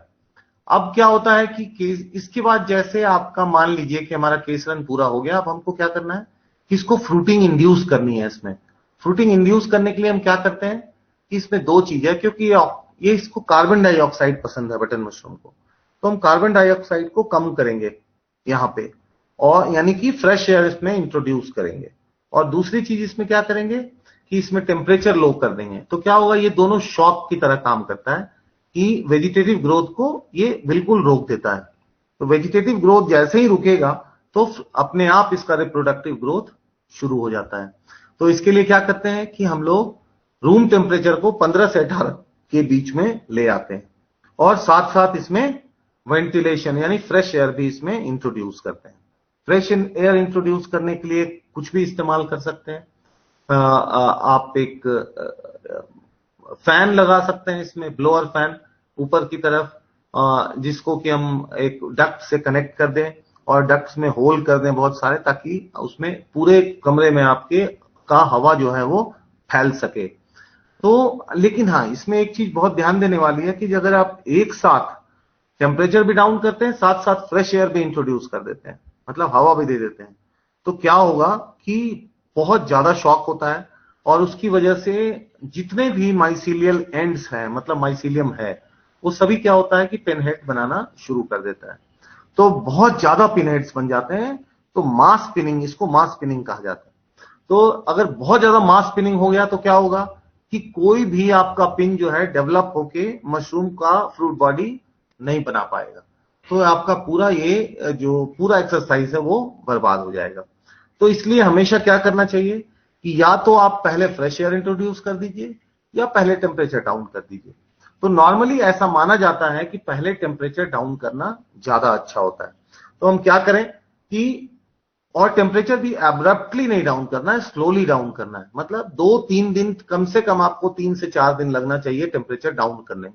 मतलब 2 से 3 डिग्री मैक्सिमम आप एक दिन में इसको डाउन कर सकते हैं। अगर आपका 25 डिग्री टेम्परेचर है तो अगले दिन 22 डिग्री होना चाहिए, उसके अगले दिन 18 डिग्री होना चाहिए, 19 डिग्री होना चाहिए, उसके अगले दिन आपका 16 डिग्री टेम्परेचर होना चाहिए। मतलब 3 दिन मिनिमम आपको टाइम लेना है टेम्परेचर को डाउन करने के लिए। जब टेम्परेचर आपका 16 से 18 डिग्री के बीच में आ जाए, तब हम उसको क्या करेंगे कि उसको फ्रेश एयर उसमें इंट्रोड्यूस कर देंगे। ठीक है, तो इसमें हम लोग उसके बाद फ्रेश एयर इंट्रोड्यूस करते हैं, और जैसे ही हम इसमें फ्रेश एयर इंट्रोड्यूस करेंगे, आपका 3 से 4 दिन में आपका पिनहेड बनना शुरू हो जाएगा। ठीक है, तो पिनहेड जैसे जैसे बनना शुरू हो जाएगा, और उसके बाद आप उसको फ्रेश एयर डालते रहेंगे, सिमिलर कंडीशंस मेंटेन करेंगे, तो अगले 2 से 3 दिन में आपका पूरा जो आपका मशरूम फ्रूट बॉडी है वो आपकी बन जाएगी। Next please.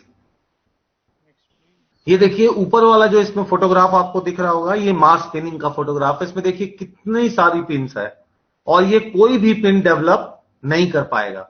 और नीचे की तरफ आप देख रहे हैं कि पिन्स का नंबर कम है, लेकिन ये सारी पिन्स डेवलप हो जाएंगी। ठीक है, तो इसका मतलब है कि आप मास स्पिनिंग इस्तेमाल नहीं कर सकते हैं, मतलब इंट्रोड्यूस नहीं कर सकते हैं। इसलिए हमेशा इसको 2 फेजेस में, एक बार आप टेम्परेचर डाउन कीजिए, एक बार फ्रेश एयर इंट्रोड्यूस कीजिए। ठीक है, सो नेक्स्ट प्लीज।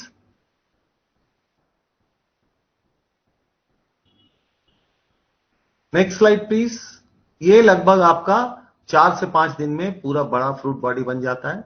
तो लगभग केसरन कंप्लीट होने के 14 दिन में, 12 से 14 दिन में आपको कंपोस्ट जो है, मशरूम फर्स्ट हार्वेस्ट के लिए रेडी हो जाता है। तो टोटल 12 दिन और 8 दिन यानी 20 दिन, और 12 दिन यानी कि 32 दिन, यानी 32वें दिन पे आपको पहला क्रॉप आपको मिल जाएगा मशरूम का, और ये क्रॉप लगभग 1 महीने आपको चलेगा। ठीक है, तो मतलब 3 फ्लशेस में तोड़ा जाता है, ये फ्लशेस में आता है, मतलब एक बार खूब सारा आएगा, फिर कम हो जाएगा, फिर खूब सारा आएगा, फिर कम हो जाएगा, फिर खूब सारा आएगा मशरूम, फिर कम हो जाएगा। तो इस ढंग से ही चलता है, लगभग आपको अगले 30 दिन तक ये चलता है। तो टोटल आपका जो क्रॉपिंग साइकिल हो जाता है वो लगभग, स्पॉनिंग से अगर हम शुरू करें तो लगभग 60 दिन के आसपास का ये पूरा क्रॉपिंग साइकिल आपको मिलता है। 60 दिन में आपको अगर 100 किलो कंपोस्ट है तो इसमें आपको 18 से 22-23 किलो तक मशरूम मिल जाती है। Next please. So this is all about button mushroom के बारे में, कैसे आपको सबस्ट्रेट चूज करना है, कौन कौन सा सबस्ट्रेट मिलाना है, कैसे फॉर्मुलेशन करना है, कैसे आपको कंपोस्ट बनाना है और कैसे क्रॉप ग्रो करना है, ये सारा आपको मैंने बताया। अगर किसी को कोई सवाल हो तो पूछ सकते हैं।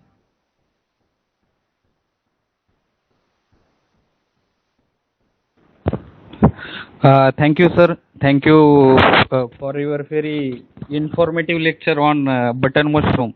Thank you. હા. કોઈ ખેડૂતનો પ્રશ્ન હોય તો તમે આપણે જે વાત છે એ પ્રમાણે મેસેજ મોકલી શકો અથવા તમે પૂછી શકો તમારો કોઈ પ્રશ્ન હોય તો. ખેડૂત મિત્રો, સાહેબે જે આપણને માર્ગદર્શન આપ્યું છે, ડોક્ટર શ્વેત કમલ સર એમને ખરેખર ખૂબ સારું એવું માર્ગદર્શન આપ્યું છે. તમારો કોઈ પ્રશ્ન હોય તો પૂછો, સાહેબ લાઈન ઉપર છે ત્યાં સુધી.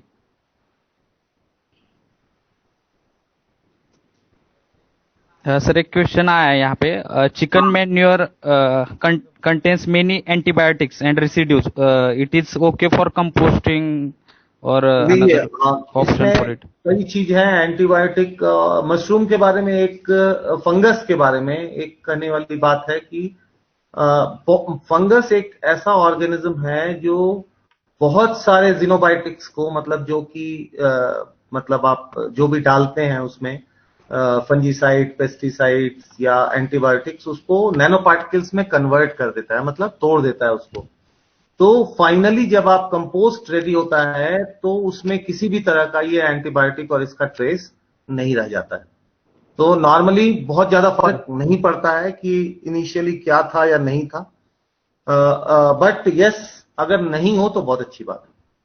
और उसकी जगह पे आपको ऑलरेडी बताया कि हम लोग किसी भी तरह का तिलहन का इस्तेमाल कर सकते हैं. खली, जैसे कि आपका सरसों का खली है या कॉटन सीड का खली है या सोयाबीन का खली है या कैस्टर सीड का खली है, किसी भी तरह का खली जो तिलहन का होता है उसको इस्तेमाल किया जा सकता है. ओके सर, एक क्वेश्चन है फार्मर का कि जैसे केमिकल्स वगैरह हम यूज करते हैं तो न्यूट्रिशन के लिए सर हम जीवामृत वगैरह कर सकते हैं क्या उसमें मिक्सिंग कंपोस्टिंग के टाइम पे? किसके लिए, क्या चीज? जैसे सर हम न्यूट्रिएंट के लिए हम सर अलग अलग केमिकल्स फर्टिलाइजर यूज करते हैं, तो अगर उसकी जगह पे अगर जीवामृत यूज कर सकते हैं हम? जीवामृत क्या होता है जीवामृत? जीवामृत is a sir organic liquid manures. It for used mainly for organic farming, sir. It contains 5 things: cow dung, cow urine. It is very easily, sir. It is homemade. Okay, नहीं नहीं, cow dung है तो नहीं इस्तेमाल कर सकते हैं आप. कंपोस्टिंग ही नहीं होगा इन दैट सर. उसका कैसे? बहुत इजी है सर. वो क्या करते हैं उसमें 10 kg cow dung, 10 litre cow urine. हाँ हाँ हाँ, गुड़ मिला के ना. हाँ, राइट सर, दैट इज. हाँ, लेकिन वो बड़ा रिस्की है क्योंकि मतलब रिस्की इन द सेंस कि कंपोस्टिंग क्या होता है ना, जो हम गाय का गोबर या यूरिन है ना, वो क्या होता है उसमें एंटीबायोटिक्स होता है. मतलब ऐसा एंटी फंगल और एंटीबायोटिक, एंटीबैक्टीरियल दोनों चीज उसमें पाया जाता है, गाय के गोबर में भी और यूरिन में भी. तो मतलब कंपोस्टिंग को हैम्पर करेगा, मतलब दूसरे फंगस को ग्रो नहीं करने देगा. फंगस को या बैक्टीरिया को बहुत कम ग्रो होगा, तो आपका टेम्परेचर राइज नहीं हो पाएगा बहुत अच्छे से. तो इसलिए कोशिश कीजिए उसको मत इस्तेमाल कीजिए. सर सिंपली कोई sir economic point of view sir कितना, मतलब इसमें जैसे बटन मशरूम का है सर, खाली सिंपली बहुत क्वेश्चन आया इकोनॉमिक्स के बारे में. देखिए सर इनको मतलब थोड़ा हम आपको बताएं आपको कि अगर आप सीजनल कल्टीवेशन जो लोग करते हैं, लॉन्ग मेथड वाला, जो अनकंट्रोल्ड टेम्परेचर में, उसमें देखिए जो लगभग कॉस्ट ऑफ प्रोडक्शन पर केजी मशरूम आता है वो आपको 35 रुपए से 40 रुपए के बीच में मिल जाता है. उससे ज्यादा नहीं आ पाता है. जबकि जो आपका दूसरा है मतलब जो कंट्रोल्ड इन्वायरमेंट में है, ये लगभग 50 से 55 रुपए कॉस्ट आता है. 55 रुपए, कई बार थोड़ा बहुत, अगर जैसे मान लीजिए बिजली का रेट कहीं ज्यादा है जैसे पंजाब में, तो वहां पे 60 रुपए तक जा सकता है पर KG cost of production.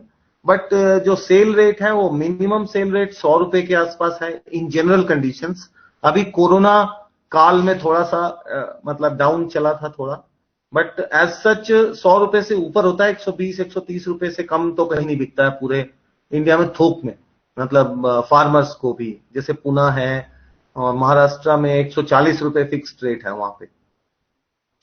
Delhi में लगभग मतलब फार्मर्स को मिल जाता है वो 100-120 रुपए मिल जाता है। हाँ, दिसंबर जनवरी में जब हरियाणा का प्रोडक्शन, जो सीजनल प्रोडक्शन ज्यादा आ जाता है, उस समय रेट थोड़ा मशरूम का डाउन चला जाता है, लगभग 70 रुपए के आसपास। बाकी टाइम में 2 महीना छोड़ के नॉर्मल टाइम में ये 120-130 रुपए आसानी से मिल जाता है लगभग। मतलब कि अगर हम कंट्रोल क्लाइमेट में भी करें तो 60 से 70 रुपए पर केजी प्रॉफिट तो आ ही जाता है, 50-60 रुपए तो आराम से मिल जाता है। Okay sir. दूसरा, can we do layer spawning instead of mix button mushroom spawning? में थोड़ा स्पॉनिंग ही करना पड़ता है, क्योंकि अब देखिए एक एक चीज आपको बताना थोड़ा मुश्किल था। ये लंबा लेक्चर था, 3-4 घंटे का लेक्चर था। मैंने कोशिश करके इसको कम 1.5 घंटे में ये किया है, नहीं नहीं सर, कंप्रेस किया। इसमें होता क्या है कि बल्क डेंसिटी जो होता है आपके सबस्ट्रेट का, उस पर डिपेंड करता है कि किस तरह का स्पॉनिंग होना चाहिए। जैसे कि आप मान लीजिए कि कोई ऐसा मशरूम है जो कि आपके लकड़ी के बुरादे पे उगाया जा रहा है, तो वो क्या होता है कि उसका बल्क डेंसिटी बहुत ज्यादा होता है। तो अगर स्पॉन उसके अंदर दब गया तो वो चीज आपका ग्रो नहीं हो पाएगा। अगर बल्क डेंसिटी आपका बहुत कम होता है, जैसे कि ऑयस्टर मशरूम के केस में या पैडी स्ट्रॉ मशरूम के केस में, जहां पर कि बहुत कम हो जाता है बल्क डेंसिटी, तो वहां पे क्या होता है कि स्पॉन और सबस्ट्रेट के बीच में कांटेक्ट नहीं हो पाता है। तो वहां पे लेयर स्पॉनिंग करते हैं कि ऊपर से या तो कांटेक्ट हो जाए या नीचे से कांटेक्ट हो जाए। कहीं से भी अगर स्पॉन आपके सबस्ट्रेट के साथ टच में आएगा तो ग्रो हो जाएगा। जबकि थॉरो स्पॉनिंग तब किया जाता है जब आपका बल्क डेंसिटी बीच बीच में हो, ना बहुत ज्यादा हो ना बहुत कम हो। तो उस केस में हम लोग थॉरो स्पॉनिंग करते हैं। So normally button mushroom compost का जो बल्क डेंसिटी होता है वो थोड़ा मीडियम होता है, इसीलिए उसको थॉरो स्पॉनिंग ही यूज किया जाता है। बल्क अगर आप लेयर स्पॉनिंग कीजिएगा तो भी काम तो चल जाएगा, बट स्पॉन आपको ज्यादा लगेगा, तो टेम्परेचर राइज होने का चांस ज्यादा हो जाएगा। सर, कोई अगर फार्मर कमर्शियल कुछ करना चाहता है तो एजेंसीज वगैरह है क्या सर, कोई जो मतलब इसके लिए इनको इकोनॉमिक मतलब कमर्शियल यूनिट सेटअप करना है बटन मशरूम के लिए, तो हाँ, बहुत सारे उनके हैं लिए सर। वो हमारे वेबसाइट पे ना, nrcmushroom.org हमारा वेबसाइट है। तो उस वेबसाइट पे जाके उसमें फार्मर्स कॉर्नर है। तो फार्मर्स कॉर्नर, उसमें सारा कुछ बताया हुआ है कि कौन सेटअप करता है, कैसे करता है, क्या क्या मटेरियल कहाँ से मिल सकता है, वो सब कुछ दिया हुआ है उसमें, फोन नंबर के साथ। तो वहां से कांटेक्ट कर सकते हैं कोई भी। ઓકે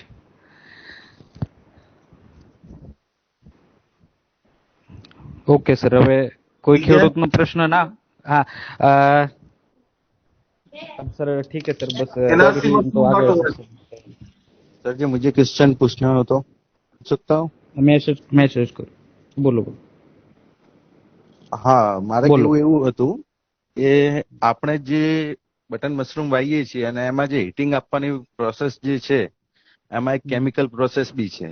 તો એ કેમિકલ પ્રોસેસ, કેમિકલ આપણે જે યુઝ કરીએ છીએ તો એના હિસાબે આ બટન મશરૂમ તો જે છે એ એક ફૂગ જ છે, તો એને ડેમેજ ના કરે? પછી સમજો કે આજે આપણે કેમિકલથી એને ડ્રાય કરો છો મટીરિયલને, ડ્રાય કર્યા પછી અંદર આપણે મશરૂમનું ખેતી કરવાનું ચાલુ કરીએ છીએ તો એ કેમિકલ અંદર અમુક ટકા રહી જતું હોય છે, તો એનાથી એ ઉગવામાં અને એને ડેમેજ કરવાનો પ્રોબ્લેમ ના રહે?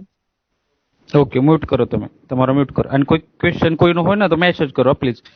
सर, इनका क्वेश्चन था कि जो हम फॉर्मल्डिहाइड वगैरह केमिकल ट्रीटमेंट जो करते हैं कंपोस्टिंग में, तो उसकी वजह से मतलब वो बटन मशरूम पे इफेक्ट नहीं क्या करता, कोई जर्मिनेशन या स्पॉन रनिंग या किसी कोई इफेक्ट नहीं आता है, क्योंकि कार्बेंडाजिम यानी कि जो आप बेविस्टीन यूज कर रहे हैं वो 48 आवर्स उसका लाइफ होता है टोटल।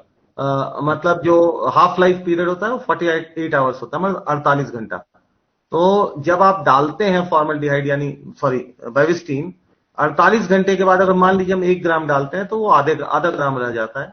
फिर अगले 48 घंटे के बाद वो और कम, आधा हो जाता है उसका। तो ऐसे करके धीरे धीरे करके आधा होता जाता है। जबकि आप केसिंग के समय डाल रहे हैं तो आपको जो फ्रूटिंग आएगा वो लगभग केसिंग के 20 दिन के बाद। तो 20 दिन में आप सोच लीजिए कि 48 घंटे के हिसाब से 10 बार ये आधा हो जाता है, तो परमिसिबल लिमिट से बहुत कम हो जाता है बायोस्टीन। Okay. Sir, another question is here. Instead of cockpit, अभी नहीं, अभी क्लास में मैडम। हाँ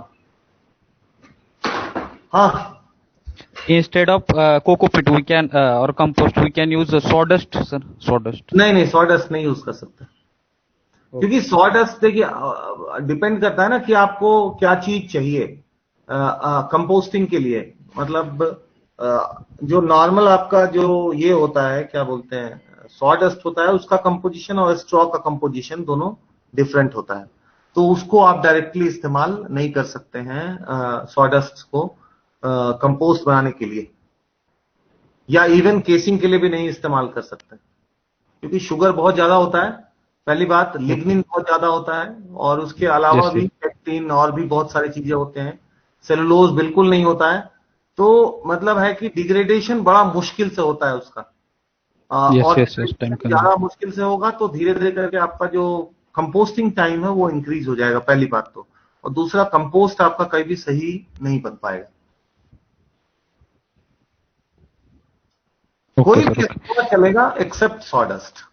स्ट्रॉ मतलब कोई भी सीरियल स्ट्रॉ, जैसे कि सीरियल स्ट्रॉ या आपका दलहन का स्ट्रॉ या आपके तिलहन का स्ट्रॉ, कोई भी चलेगा, but not sawdust. Okay, okay, sir. Okay, sir. All questions are covered mainly. Thank you, sir. Thank you.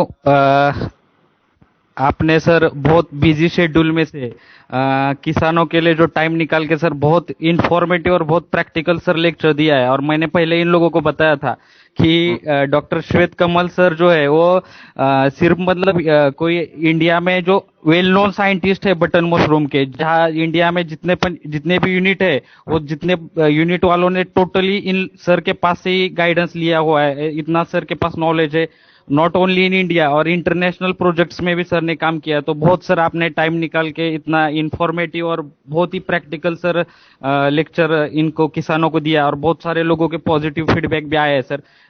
Thank you sir, thank you, आपने टाइम निकाला। खुशी विज्ञान बनासकांठा गुजरात की तरफ से, तो मैं आपका आभार व्यक्त करता हूँ सर, और हर जो भी किसान हमारे साथ जुड़े हैं उनकी तरफ से भी sir thank you so much sir. Thank you very much sir. Thank you sir.